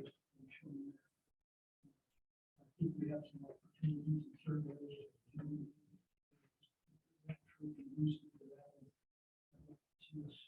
Encourage that kind of. Let me just back onto that comment and say, allowing for that type of development doesn't necessarily exclude opportunities for moderate income housing development as well. Because we talked about accessory dwelling units. Like there are many of those larger homes that actually support an accessory dwelling really, really well.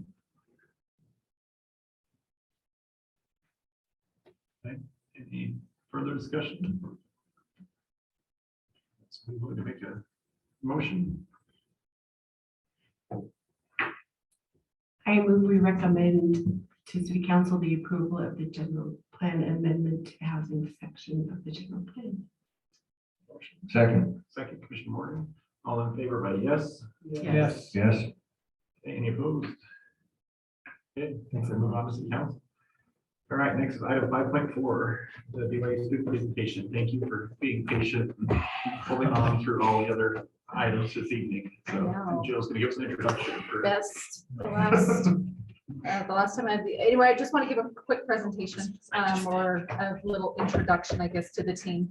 So we do have a BYU student team that's going to present to you tonight. We have given them the task of looking at the North Main corridor. Some of you may recall that there was a student team that worked on a section of this back in 2020. Gave us some more of the visioning, of some ideas of what we wanted to see in that area, what we wanted it to be. Did we want it to be an extension of downtown? Did we want it to be more freeway commercial, general commercial, more of a residential feel? I think at that time we looked at more of having more of a residential flavor there, especially knowing that there's going to be some changes along there, and I won't take away all of their thunder, but I did want to we really want you to engage in this conversation. Maybe some of them don't want you to engage that much, but anyway, they've been working hard on this. They've been led by Dr. David Simpson, who is the professor of urban planning in the geography department over at BYU. They do have some presentation materials. They do have some questions. They're still trying to refine. But at this point, we've gone past visioning, and now they have been working with staff in order to put together a code. As fun as code writing can be, but we're looking at the implementation. We have all these visions and all these plans for the community, but we need the implementation tools. And so they're working with us on that. So they may have some specific questions for you, but we do encourage you to have a dialogue with them and provide some input so they can refine that code. They will be presenting to the council in December, probably their last hurrah before the end of the semester. The hope is that we will have a document that we can refine a little bit and then get back to you and the city council for adoption. So with that, I'm going to turn the time over to Jacob Roberts. He's going to start off and then each of them will introduce themselves as we go.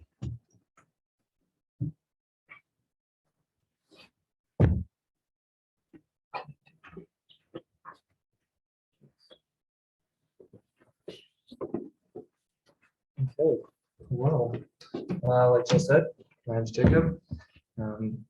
Joined today by the rest of the studio, rest of our class, Professor Simpson, and the small fan club of my parents who have sat through this whole meeting. Yeah, for real, I know. Hopefully this can be, annexation stuff's great, but. So, just a little outline for how the presentation is going to go. I'm going to do a brief introduction and then kind of presentation structure. Like Jill said, we really want this to be a dialogue because this is something that we've worked on a lot, but it's by no means complete. We want Payson to really help us decide what this looks like. So if you think we're totally missing something, then please let us know. Then I'll go through the project scope and kind of the vision, and then we'll talk about kind of what our main goal is, which is an overlay zone. And how landscaping, design guidelines, other guidelines, and incentives fit within that box of an overlay zone. And we'll go through each one of my classmates to talk about what they've worked on. So just briefly, way of introduction, this is the 5 of us. Jacob, project lead. I am an intern here with Payson City, which I have loved. So I'm kind of double dipping a little bit. It's been really fun. Jackson Dilly, he works with Spanish Fork City. Daniel Jarvis, Corey Ward, Becca Miranda. They do really cool things with UDOT and UTA. So really well-rounded team, really smart people, and it's been a lot of fun to work with them. So kind of mentioned this already, but the structure of our presentation is going to be, we're going to talk about an overlay zone, the areas that it's going to cover, kind of what it's going to look like. And then underneath that, we'll have uses, landscaping, design guidelines, and then miscellaneous other things that we think can help all come together to make a really good package, like a tool, like Jill said, that hopefully Payson can use to improve the area.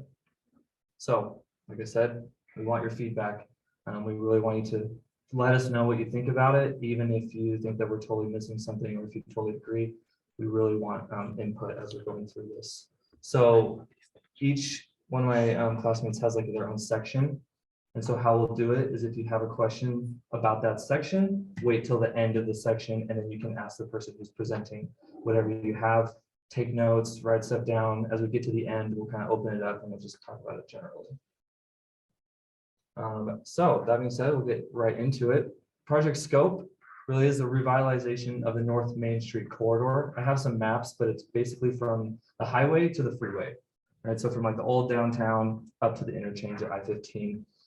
And we've talked to staff, we really want to maintain that small town look and feel while improving the corridor and helping it grow.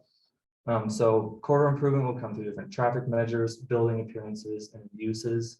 And like Jill said, our hopeful deliverable at the end of this is some sort of physical code that staff can bring back to you guys and you can pass or send it on to city council and then they can implement it. That's the hope. And then this is a quote from my fantastic Not my boss, best one. Not my best one. which I really liked when we were talking about this early on. I'm immortalized by that. Forever on the public record. What goes there and what it looks like, which I am a big fan of keeping things simple. I think if we can keep it simple, keep it straightforward, then we can do something really cool here. So this is the project area that we're looking at. The map on the left is kind of hard to see. But like I said, it basically goes from First North all the way up to the corner of like the, there's a laser pointer. Yeah. Okay, so down here is like downtown, right? The main core of Payson. And coming through here, Payson Market, Hotel, and then what's the Paris RV? Yeah, the Paris RV. So that's the extent, and then going out east and west along the cross streets a little bit. This map over here just shows the underlying zoning and how we're dealing with a lot of different zoning in this area. There's 2 different residential zones. There's a couple different kinds of commercial zones. There's even some light industrial and a special or specific plan. So it's been a little bit complicated to try to put together an overlay that can work with everything that's going on underneath and create a cohesive look and feel, which is what we're going for. So we have talked about the visioning a little bit, and I just kind of want to help get the creative juices flowing of what we're thinking about this area. And so we're thinking like, what makes the North Main corridor special? Why is it different? And how can we be better utilized? So the small town feel is something that everybody and staff really brought up over and over again. You get off the freeway, you drive through some commercial area, and then there's houses on the street, right? And it feels like you're in a small town immediately. The residential aspects are something that we like there. So then how can we use the North Interchange to show off those unique aspects of Payson? I think that it's a really awesome opportunity since you have the Nebo Beltway going up north on I-15, which is going to be more, your traditional freeway interchange, big commercial, that kind of stuff is probably what's going to gather around that area. So I think because of that, it's going to take some pressure off of this interchange. I think that gives you an opportunity to do something creative with it and to hopefully make it different and unique and really showcase Payson and what's special and fun about it. So continuing with visioning a little bit, we kind of broke it up into 2 chunks, just, because all the zones weren't enough, so we thought we'd make more. So we have the north is the commercial node, which right now is where it's mostly already commercial, right? There's a few residences over here on this side of Main Street, but overall it's mostly commercial. And the way that we think would be a really cool way to develop the commercial node is to create a sort of mixed use atmosphere that's unique to Payson. So a lot of times when you hear mixed use, you think like high-rise buildings, commercial on the bottom. There's like a very specific look to mixed use. But I think that the mixed use that we're trying to create with this overlay zone is more of like downtown Payson, which really is mixed use. And when those old pioneer downtowns were constructed, it would have been mixed use with residences on the upper floors, commercial on the bottom floors, a lot of people in and around the area. So I found these 2 pictures, which I liked because they look more like a neighborhood, where you have different uses happening in the same area. There are people that are living there. There are people who are hopefully working there, raising their families there. It's an interesting area with a lot of things going on. And something that we really want to focus on, and then my classmates will talk more about this, is the architectural aspects of the area. Because we don't want this area to look disjointed. We want it to all flow, all look good, and really pull the person who's driving or walking or whatever down to downtown and say, wow, there's a really cohesive feel from I-15 all the way to downtown. The architecture connects and it flows and it looks nice. So that's kind of the commercial node. The neighborhood gateway is a little bit different. That's where we're really wanting to preserve what's already there. But we want to try to see if we can get it to be a more flexible mix of uses. Because I've talked to Jill about this, there's already some people in that area who are looking to do a real estate office in the house, or they want to do some sort of small, non-invasive use in the area. And so we want to preserve the structures and the look in order to maintain that small town feel, but also give people and developers and owners the opportunity to be flexible with what's there. And if maybe people don't want to live there anymore because the road is getting a little bit big, there's options and we can do stuff with it, but not just flatten it and destroy it. So I have these 3 houses right here, which are on that main street right now. They're cool bungalows. There's a lot of cool architecture on this street from a lot of different time periods. And then this picture is really hard to see, but it's an old house in Provo that's a little bit west, or east of downtown, like on Center Street towards the mountains. And it's a really beautiful little home that's been repurposed into I think it's a photography studio. But it's beautiful and it really adds to the neighborhood and it doesn't detract from the neighborhood feeling. Does that make sense? So that's kind of the 2 halves that we broke it up into, and then how those would flesh out eventually. So uses, I'm going to talk a little bit about this. We want to see a mix of uses along the corridor, but focus on maintaining the current look and feel, which is kind of what I've already mentioned. Maintain as many of the original buildings as possible, because there are cool homes on that street that I think should be preserved, because that's Payson. You drive in and that's what you see, and that's what gives that, we're in a small town, let's slow down, let's look at the houses, this is a cool place. So we want to allow uses that don't interfere with the look, feel, and views of Main Street. And something that's important, and it's going to come up a lot, is we kind of want to build this code so that a lot of it is a discretion of the planning commission and the city council. So we want it to almost be like a developer will come in with a project and they say, I want to do it like this, and then have it with enough discretion built into the code that the planning commission can say, you know what, that really doesn't fit the feel or the vibe or the vision that we have for this street. Change this, do that, bring it back, see how it goes, or just flat out say, you know what, this doesn't exactly fit with how we feel about this area. So I think that's all that I have for my little section. Do you have any questions about kind of overview, vision, ideas, stuff like that? Yeah, just a little curious, in the neighborhood gateway, where those homes are quite old, and old buildings fail after a while. Yes. So what does this plan say about what happens when the building has to be torn down and something else put in its place? Yeah, that's really, really important. So there's somebody, I can't remember exactly who, but we have a lot that goes into what gets built there when those buildings come down. And there's a lot of stipulations. Really what this overlay zone is going to be based on is something called form-based code, which is more about how it looks, how it fits into the neighborhood, and a little less use heavy. So just to your point, when a house does come down, we want to have the regulations in line that say, if you want to build something here, it has to look like this. It has to have this feeling to it. So, anything else? Yeah, please. Is the expectation that these homes are going to eventually turn into photo studios and small business? Potentially. Or you're just preparing for it? It's a lot of preparation, because I think, I don't know if I'm out of line saying this, but I know that some people have asked to turn some houses into real estate. Yeah, we're seeing that transition. But that doesn't necessarily mean that that's what we're encouraging or not. We're just seeing a trend and we want to allow for both situations. We're not in any way encouraging people to move out. Yeah. But I think there's a natural propensity. Yeah, so it's just putting a plan in place so that if somebody does move out and the house isn't getting a lot of attention as a residence, but there's a little bit of flexibility with what the property owners can do with their facilities. Should let you give the plan before I ask questions about it. Where these homes are taken from residential to become commercial. Is there a provision in there to do with parking issues? Yes, yeah, we'll talk about that. Yep.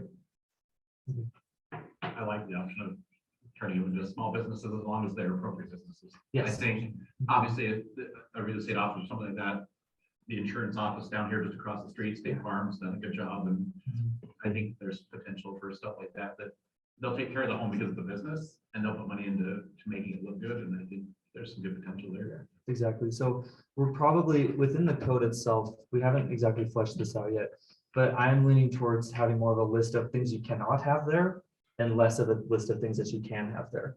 So it's like these things on this list are not allowed, like any kind of industrial, right? Never going to happen.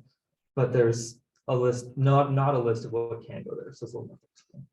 Well, So- with it being an overlay, it's like based on the zone underneath, so. Right. The zone Yeah. underneath says it's residential, but you can do. Yeah. Keep that in mind. It gets a little tricky as you get 6 zones underneath this overlay zone. So I'm gonna pass it off to Jackson, and he's gonna talk about this next section. Thank you, Jacob. I'm Jackson. Appreciate you guys having us. So Jacob's already done a good little brief on what an overlay zone entails. Sounds like you folks are already familiar with the concept, but I do just want to give an explanation of it for anybody here or on Zoom who might not be familiar with what an overlay zone is. So kind of as was just mentioned, the overlay zone does not change the underlying zone of the area. There's an example in this picture here.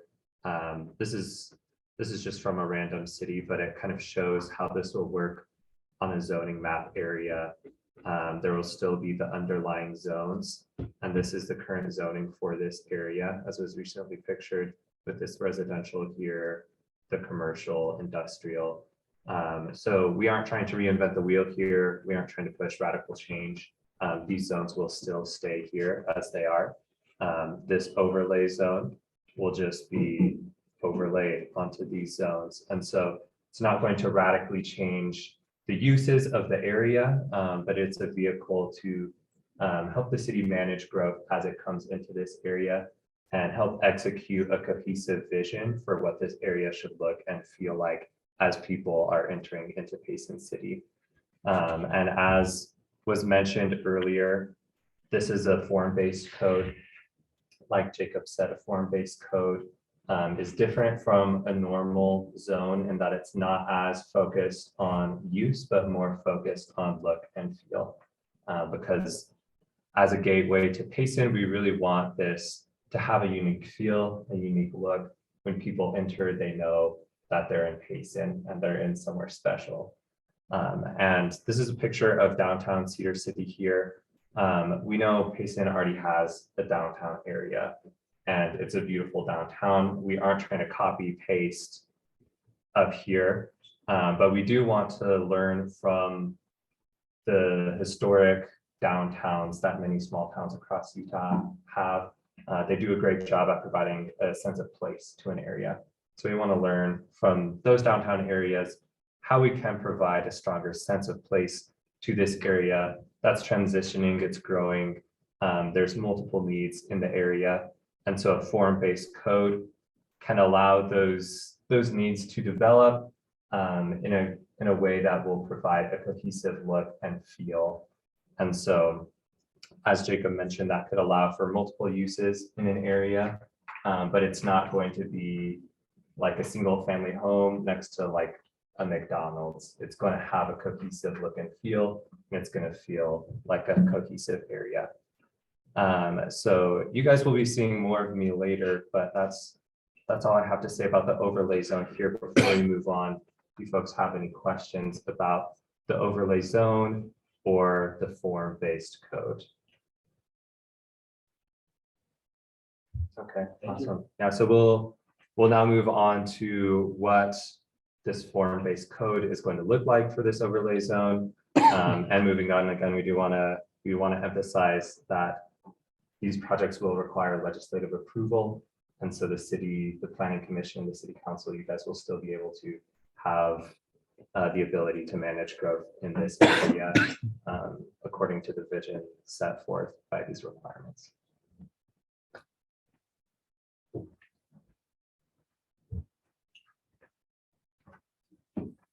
Thanks, Jackson. Thanks, Jacob. My name is Daniel. I looked into landscaping in the current Payson code as well as how it's applied in other cities' codes throughout the state of Utah. As Jacob talked about, we basically divided the zone into two segments, a commercial node and a residential node. And I was able to find a lot of information about the minimum landscaping requirements for each. These are just pictures of an area you're all familiar with, of commercial and residential areas. I think that the area is landscaped fairly well as is. I think the purpose in the overlay zone would just be to ensure that those requirements are met for future development.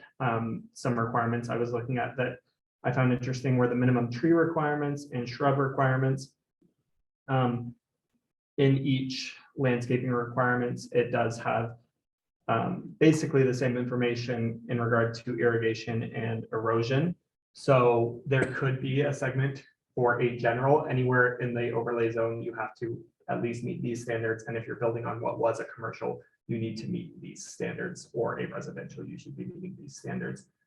From other cities, the information I found wasn't significantly different, but maybe just small things to add on to the current code, like maintenance around corner lots, and another part that I'll get to later about xeriscaping, just for planting more drought resistant type plants. But I do like the look and feel of North Main Street and just the way that it looks right now. Jill was telling us that there are things that are done, like putting flowers on the lampposts in the spring and the summer. I just think that helps the look and the feel of the street and creates a good flow.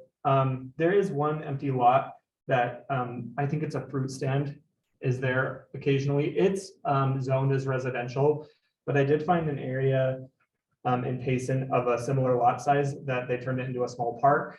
I don't know if that's something the city is interested in, but the lots are of similar size, and I think it does look nice in that residential area to have that park. So just maybe something to suggest along North Main, and perhaps the street is like the speed limit is too fast for a park like that to be functional, but just because the lots were similar size, it was something that I was looking at. And also, I was told that Payson does Christmas lights along North Main Street, and I couldn't find a picture of it, but this is Cedar City, which is my hometown, which is why there are multiple pictures of it throughout the presentation. But it does have a similar feel, just in that it has a historic Main Street connected to a North Main. That is a transition that works well.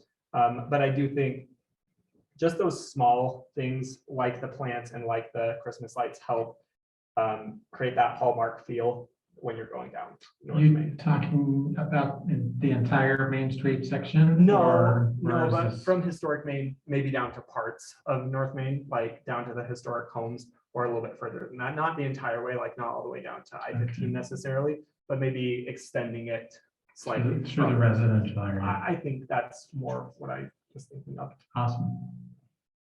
And I don't know if this is something that you'd be interested in the glossary of terms in the current code. It does have a definition for xeriscape.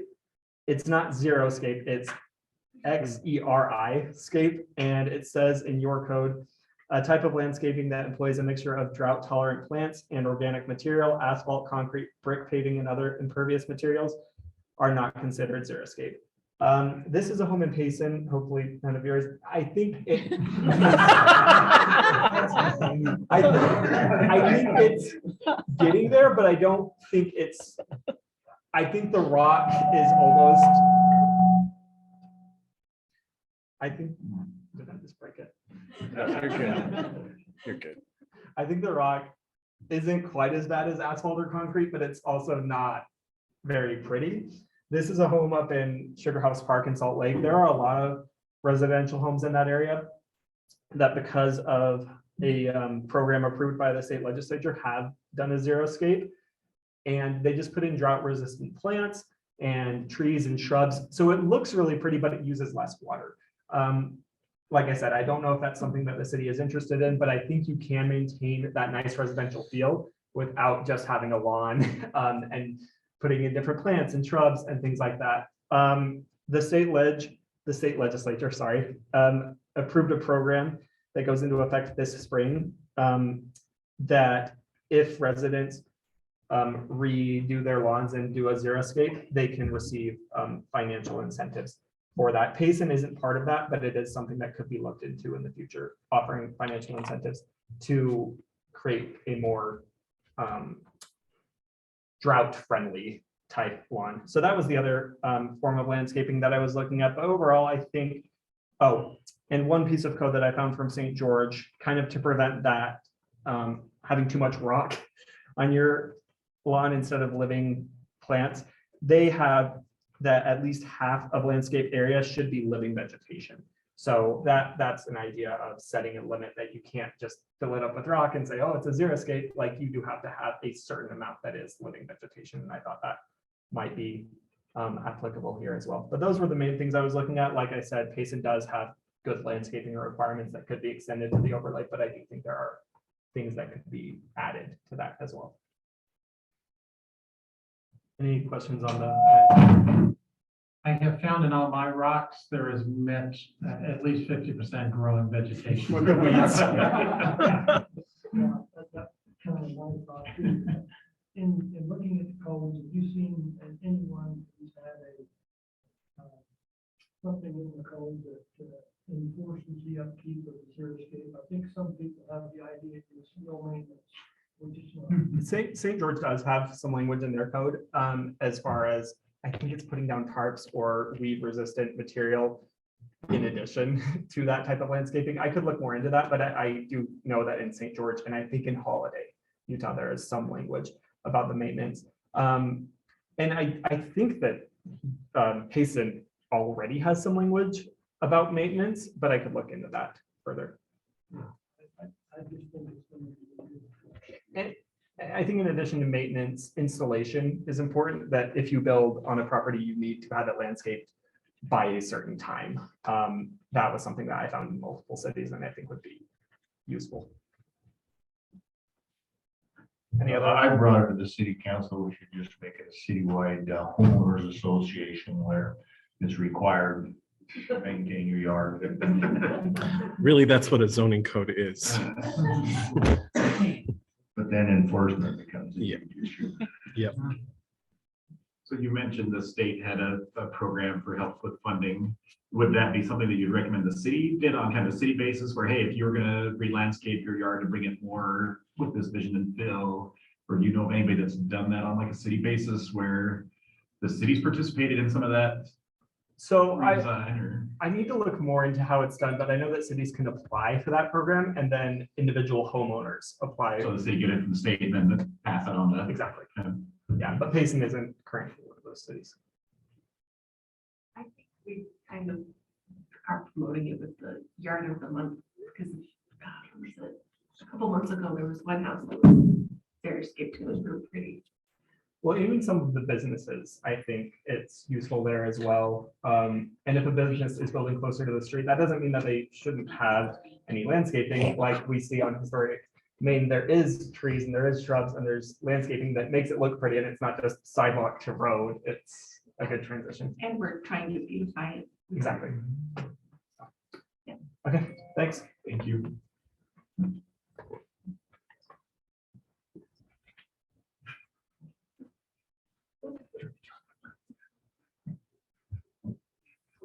Hello. Oh, I'm Becca.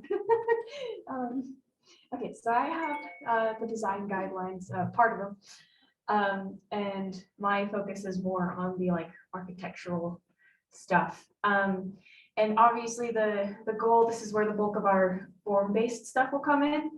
And the goal here is to establish, the design that will allow that for that cohesion. So like we have, one half of Main Street and it's lovely chevron. And then the other side, we've got all these cute little homes. And we just want to make sure that as new development pops up, that it can be, look nice and it can transition well. And I've kind of started to put together some drafts for some code. And there are some phrases that we have kind of left with a little wiggle room because we would like the city and, yes, just the city, that's the word. We would like the city to be able to kind of pull the reins when a project developer goes, hey, we want to do something crazy. And we can go, well, not quite, but we also would love to make sure that developers still have that opportunity to be a little creative and operate within the guidelines and say, hey, we're going to put something snazzy and cute. And we just really want to see creative variety and cooperation and lead to beautifying the environment. So the first thing, this is more on our city end that we would recommend is taking our street treatments that are going to be going into our your downtown plan. We would love to take those and just bring them in and extend them down into Main Street. They've already been picked. They're already gorgeous. So we would like to bring those street lights, benches, and trash bins in as they arise. And two, as budget and conditions permit, because we do understand it's a big ask, to start undergrounding utilities so that we can allow for a warm and inviting and a pedestrian-friendly environment. So yeah, move on. And here's the big part with where we start with our architecture. So the number one thing we are 100% concerned about is making sure that developments don't end up having their front doors to the side and to the parking lots.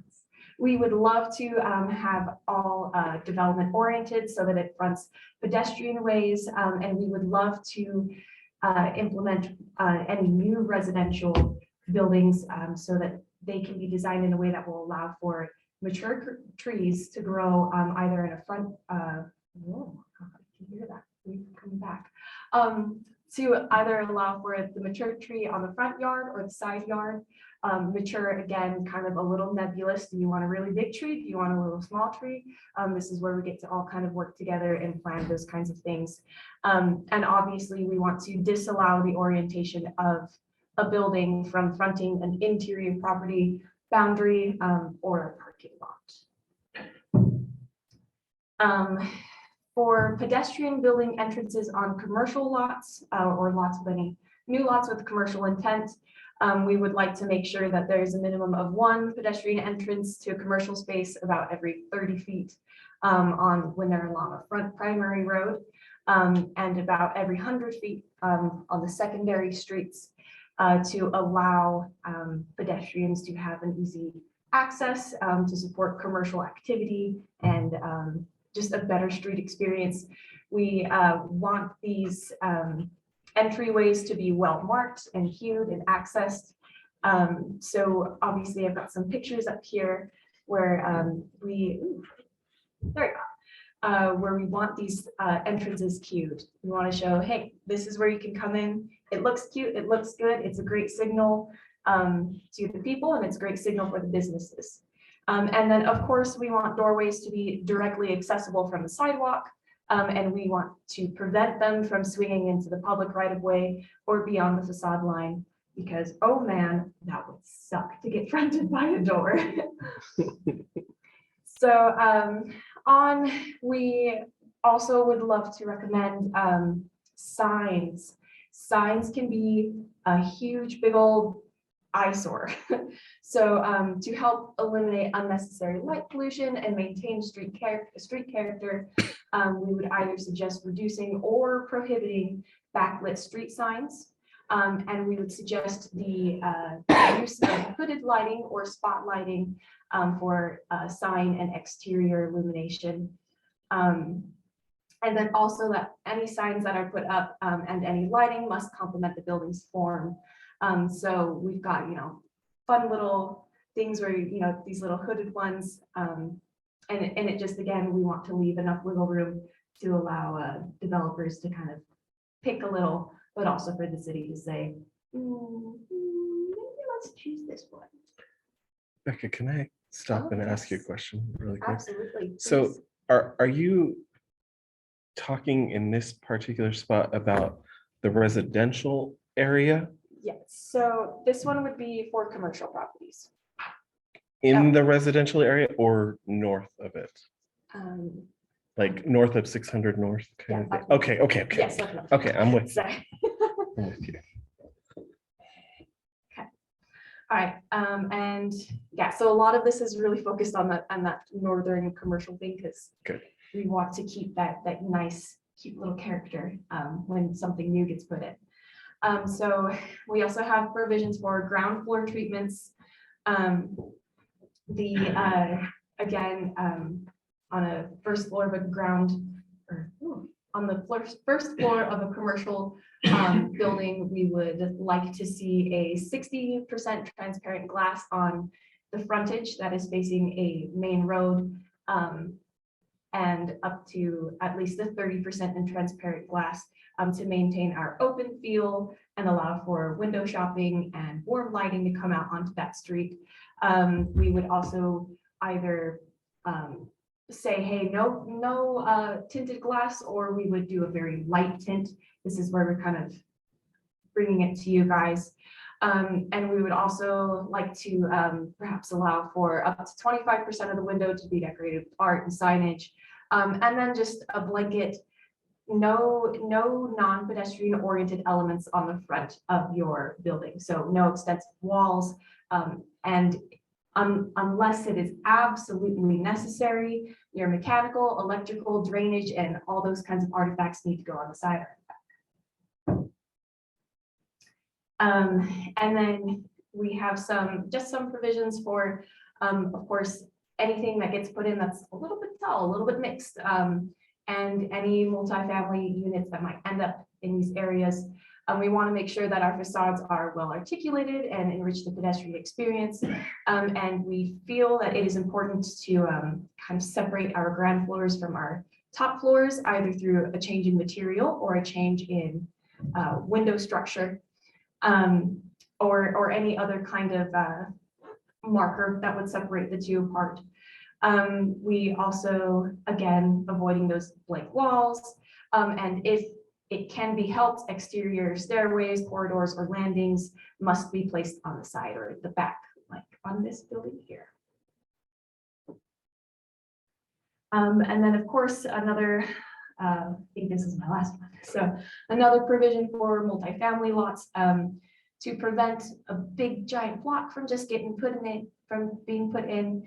We want to make sure that multifamily structures in particular have a clearly defined use of a raised porch or similar entryway that is functional. So it just can't be a little 2-inch, we put a little piece of wood, yay. It's got to be something to help demark the door and make sure it looks kind of cute. And my little example here is kind of hidden, but they've got these nice little white rooftops that just separate these doors and provide a nice coverage area. Let me think. Oh my gosh.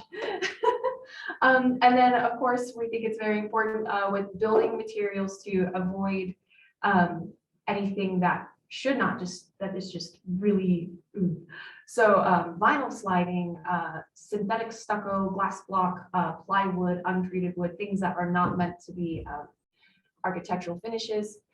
And then we would suggest that, of course, as this planning process goes on, that we have project developers work with the council and bring forward any chips, colors, all the plans, all the design elements are brought forward at the time of proposal.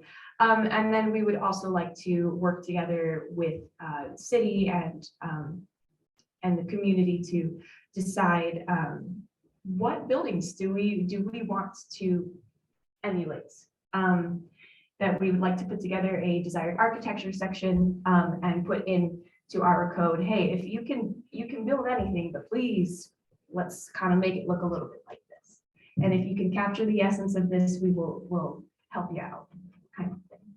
Yeah, I think that's the end of my slides. Any questions? I have a comment. I think I really like what you presented, and I know it's specific to North Main, but I think a lot of this can be incorporated in historic downtown to help maintain the character. Well, and we could apply it to new development and new homes, just in the whole overall overlay as it arises, as new things get put in. I like it. Good job. So this might be a question for staff. Do we have anywhere that we have examples of the preferred architecture in our code? Because that's a great idea. If you're like, hey, this is what we're looking for. So I don't Not know, as robust as we'd like. is that even an option? But yeah, because they made the comment, hey, if you had some, at least ideas for developers to look at, hey, if I want to do this, this is what they're looking for. We've considered it in this area and also in some of our specific area plans to include that. I just one comment at one point we had some specific numbers about how far apart entryways need to be. Seems like in the past that we were trying to specify something like that, we always run into some need for exception. So that's something that you want to work carefully on, maybe strike that gets the same effect, but doesn't get us tied up in feeling like taking it to build it by foot. That kind of thing. Yeah, we will definitely go and take a look at that. I think with it being an overlay and a legislative decision, that the council would have a lot of discretion in, like, it's more of a guideline.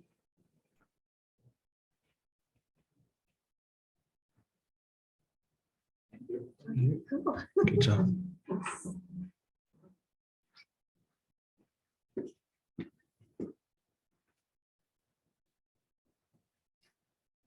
items for your board. I'll be talking about some other miscellaneous design guidelines that have to do with more of the regulations like we talked about in the case of something being torn down and rebuilt, or in the case of finding ways to incorporate the houses into businesses that can be used, and then also a little bit more about any potential uses, or not uses, but potential regulations for the commercial zone as well. So I don't really have any specific recommendations for each of these two areas, but I am working on trying to figure out that.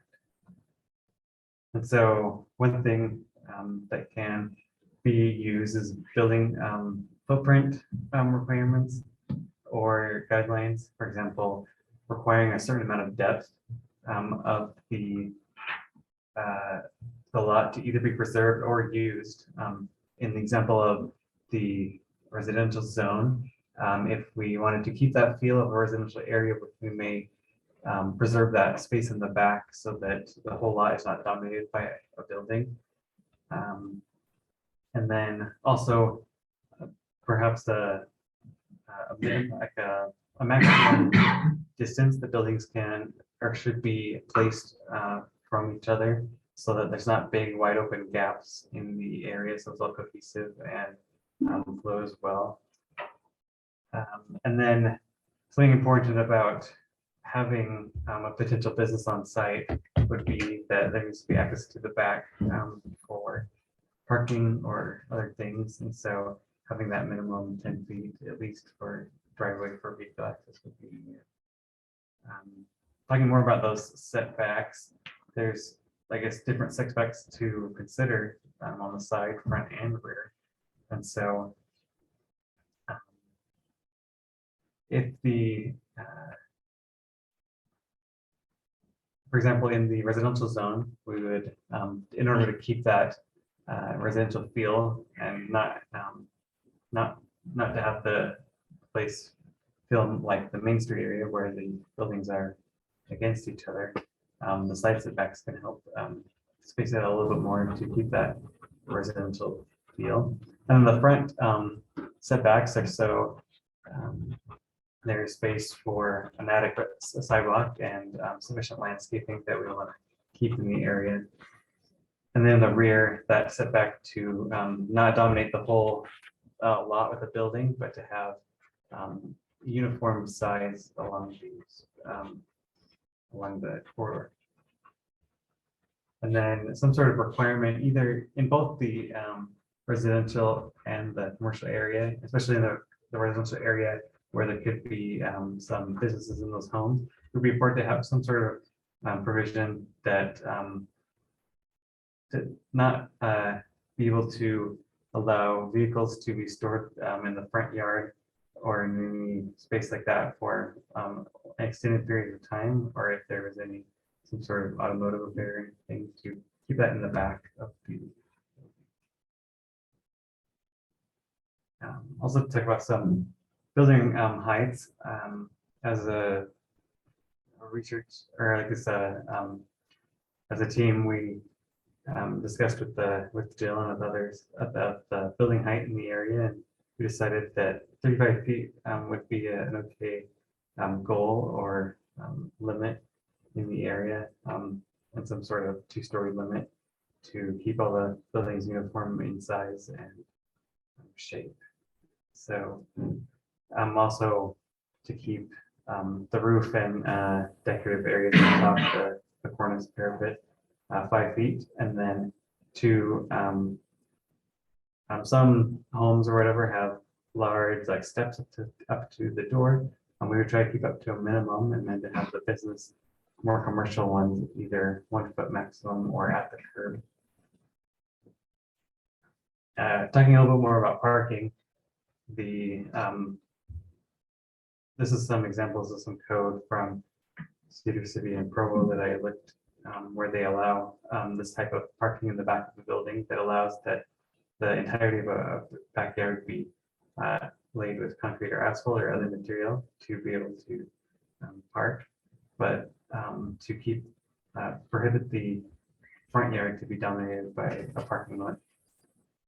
And then also, something important would be to limit the parking in this area to what is required by Payson City Code, not anymore, so that the whole lot doesn't look like some sort of commercial area. But because this area is abutted by other zones that are residential, it'd be important to have some sort of setback from these parking lots to the residential property. And so some sort of maybe 10, between 5 and 10 foot setback between those would be important for the residents nearby to still feel like they are in a residential area. And then to have adequate driveway on that side of the building. And perhaps if there's room, provide parking also on that side. So increase maybe the setback that is in that area. That's so. That's what I have prepared. Is there any other comments or questions? I noticed that on the setbacks, you didn't put numbers in there. And that's, at this point, I think that's why. I mentioned 23 years ago, I lived in Main Street. And things that we worried about when we were living. Happens, they decide to widen it. So I think when the setbacks, the front setbacks are, when you write in some code for that, we ought to probably think about what would happen if that road was widened. With our setback number work. Thank you. Yeah, that's a good thing to consider. I also wanted your feedback and like if there was any round setback amount that you'd be interested in preserving in this area. I know looking on the satellite of the area, all the houses have various distances from each other, so it's kind of disjointed, but I wanted to know if there's some sort of standard or preference that the commission had for setbacks. Can I make a suggestion? Yeah. That I was thinking about that there is a little bit of relief in those setbacks, and I think that creates some interest along the street rather than having every single porch line up. That you could maybe have a range of setback distance rather than a strict requirement. So, yeah, that's very cool. Thank you. I also wanted to make one more observation, and that was about the parking. I would just maybe consider that allowing an entire rear yard to be asphalted might be counterintuitive to a maximum parking requirement, because it would just kind of lend itself to allowing for more parking. So I think I understand where you're going there, but I would be careful about that. And then the other thing to allowing an entire area to be asphalted, we have to worry about drainage and making sure that there's adequate water and stormwater control. So just a couple things, but really good.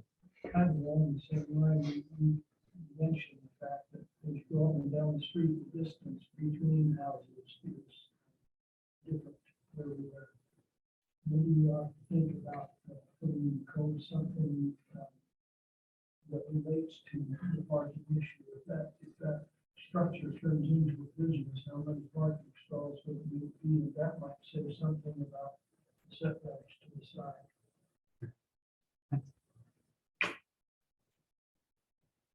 Is there any more comments? Then I'll go ahead and Director Jackson.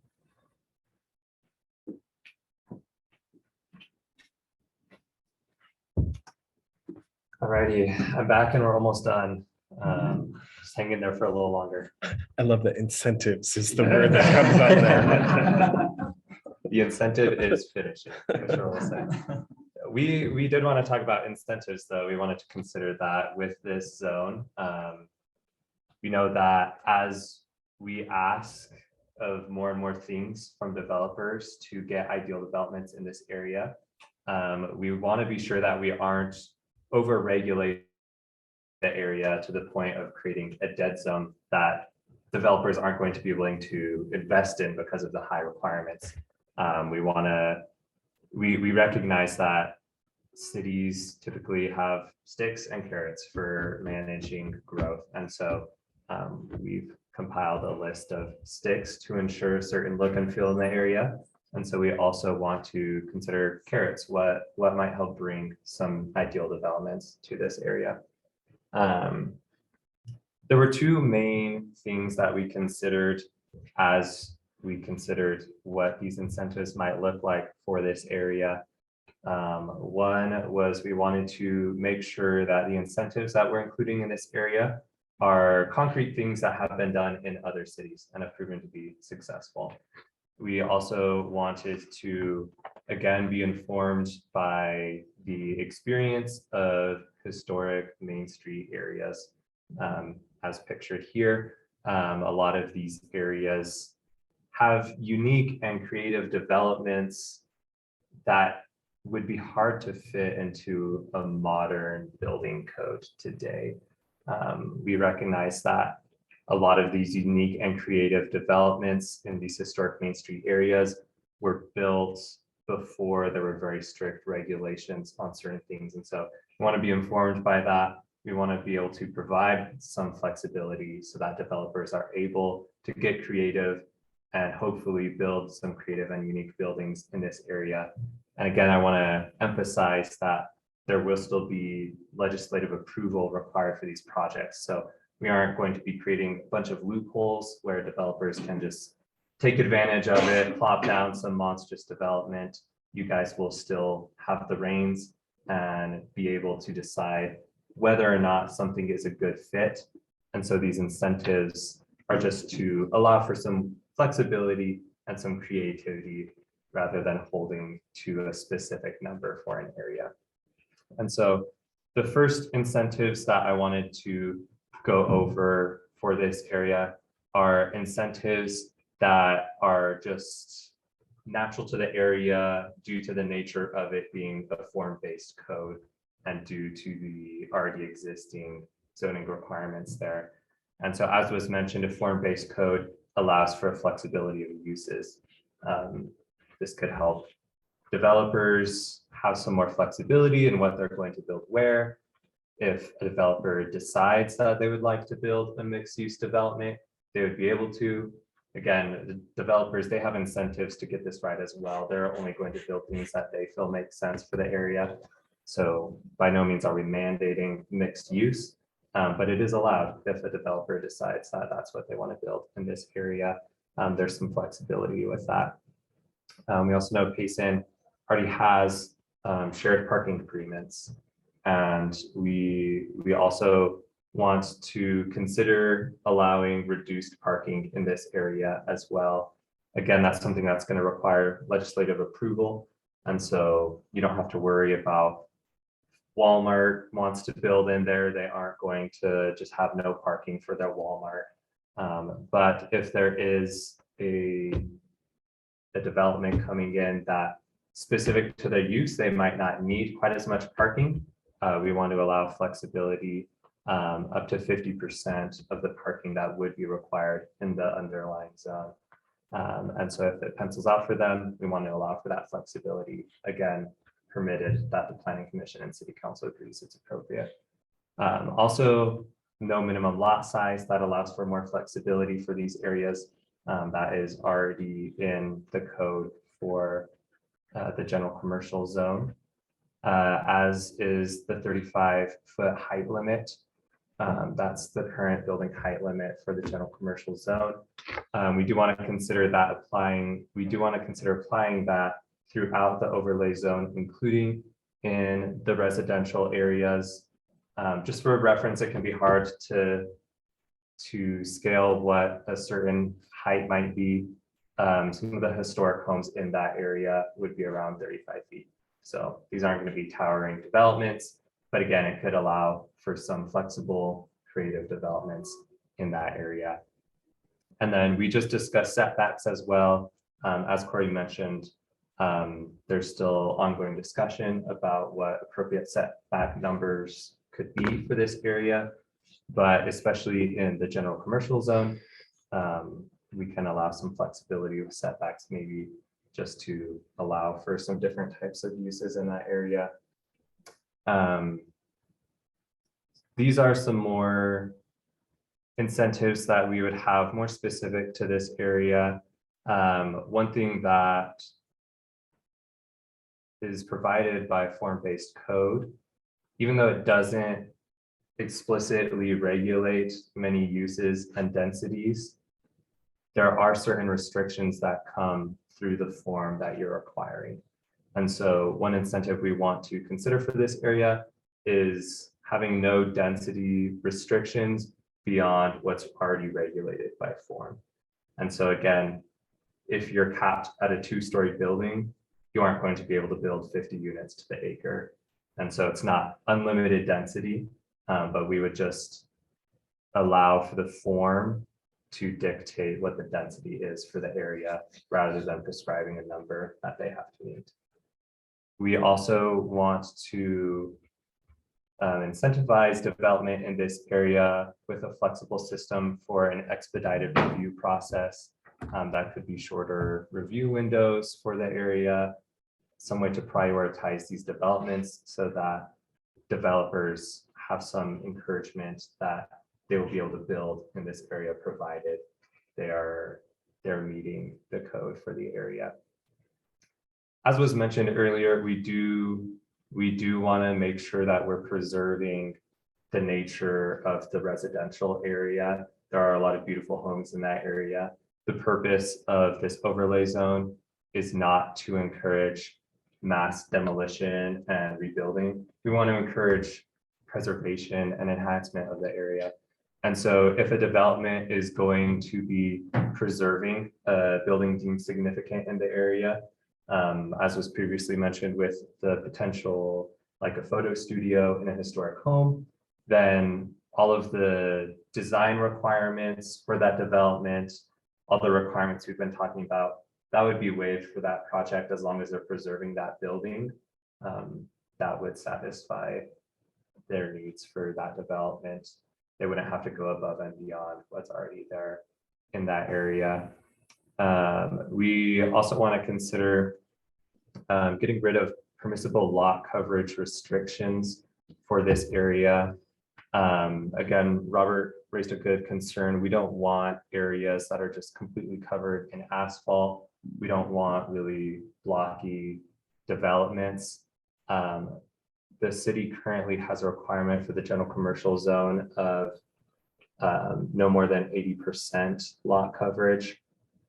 So in getting rid of that requirement, the idea isn't just it's a heyday, they can just cover the entire area. There are still landscape requirements. There will be certain setback requirements as well.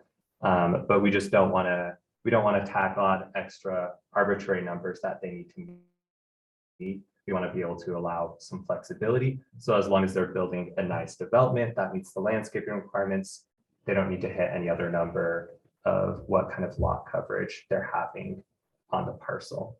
And so we think that allowing this extra flexibility in the area is going to help allow the creativity of the free market to help drive this area. We think it'll help make it more attractive for developers as they're able to have more wiggle room, as they're able to build according to what they think is best in the area, as long as it is in line with the form of the area. We think it can be a win-win for the city and for developers to be able to build interesting projects that preserve and enhance the feel of the area while also driving economic development. And again, our last picture of downtown Payson here, the last of many. We want to kind of emulate the uniqueness, the creativity of that area that provides such a strong sense of place. And so that is what we have for you guys tonight. We know this is a unique opportunity for the city, and we really think this can complement and enhance the community, and that these tools within the overlay zone can help provide that unique gateway for the city that will help people know, welcome home here in Payson. So yeah, we're open to feedback, questions, suggestions. That's what we're here for. So we'd love to hear your thoughts. My, maybe more for staff, I have two thoughts about transitioning homes to commercial or, yeah. Like hours of operation, can we detail that in an overlay, or is that just more? If it's gonna be mixed, a house next to a business.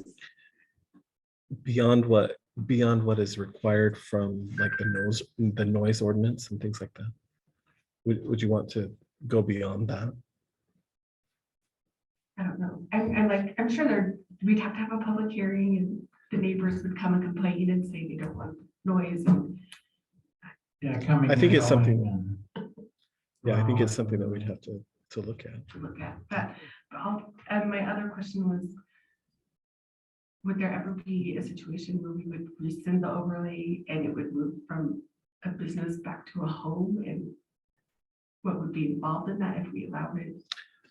You'd create legally non-conforming uses, but that happens all the time when we rezone something that where the use was legally established there, and it might not be there, might not be a permitted use anymore, but they can continue operating for time memorial.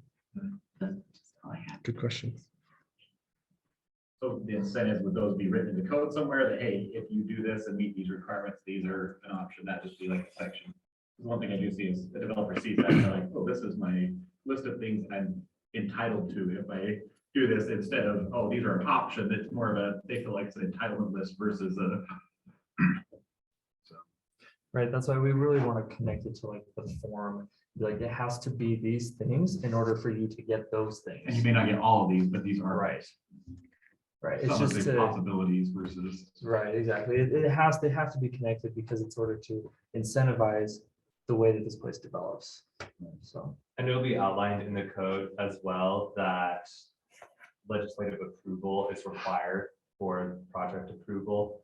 And so it'll be clear that it's not just a free ride, but that they're going to be working with the city. And this is just a layer of flexibility, provided all the things they have to work through. Any other comments? Can I make one more? Sorry. I think all of it is really, really well thought out.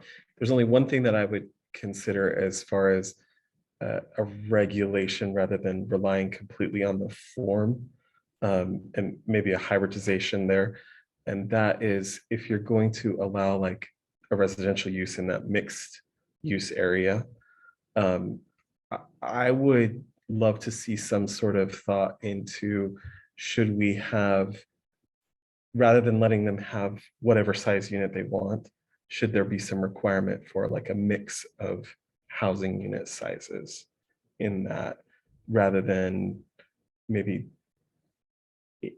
I would just be concerned if we got a project that had all efficiency units, and what that does to the mix, but allowing for or requiring a mix of those unit sizes, I think might help that overall neighborhood feel. We'll take a look at that. Thank you. You should know your guys' time and effort on this. yeah, there's one more thing before I let you go. I just want to know how overall, do you feel like we're going in a good direction? Do you feel like this is something that fits the community? Are we catching the idea of what you see? I think so. Yeah. Yep. We applying Jay to commit to making it look like historic Main Street on there. If the code is strict enough. That's maybe. that's the next semester. Really, the only concern I've got, like I said, where we allow mixed use, where commercial on the bottom floor, living quarters on the top floor, then it's going to be come down to lot size, parking for units on top, parking for the commercial side at the bottom. So I think lot size is going to kind of dictate on on the mixed use on how big the building itself could be, because I know some lots on Main Street are pretty deep. You know, once you get past about Fifth North down there on the west side, there's really no running streets east and west, you know, so some of those are deeper, so. Okay, yeah, that's great. And I understand your challenge there because it is such a diverse area down through there. So I think the presentation you did was very well put together. Thank you, thank you. Yeah, it's definitely been a challenge to create one overlay zone to try to encompass this whole area, which is pretty diverse and unique. But yeah, that's all we got, so thank you very much. Thank you. Good job, guys. Moving on to item 6, commission and staff reports. I'm not going to announce that right. I'm not doing that tonight. You've been trained for the year. So, we have no commission staff reports. We'll entertain a final motion. Motion to adjourn. Motion to adjourn. A third, all in favor, but yes. Yes. And then remember, no additional meeting in November. Okay. BYU students, thank you very much. That was really great. Thank you.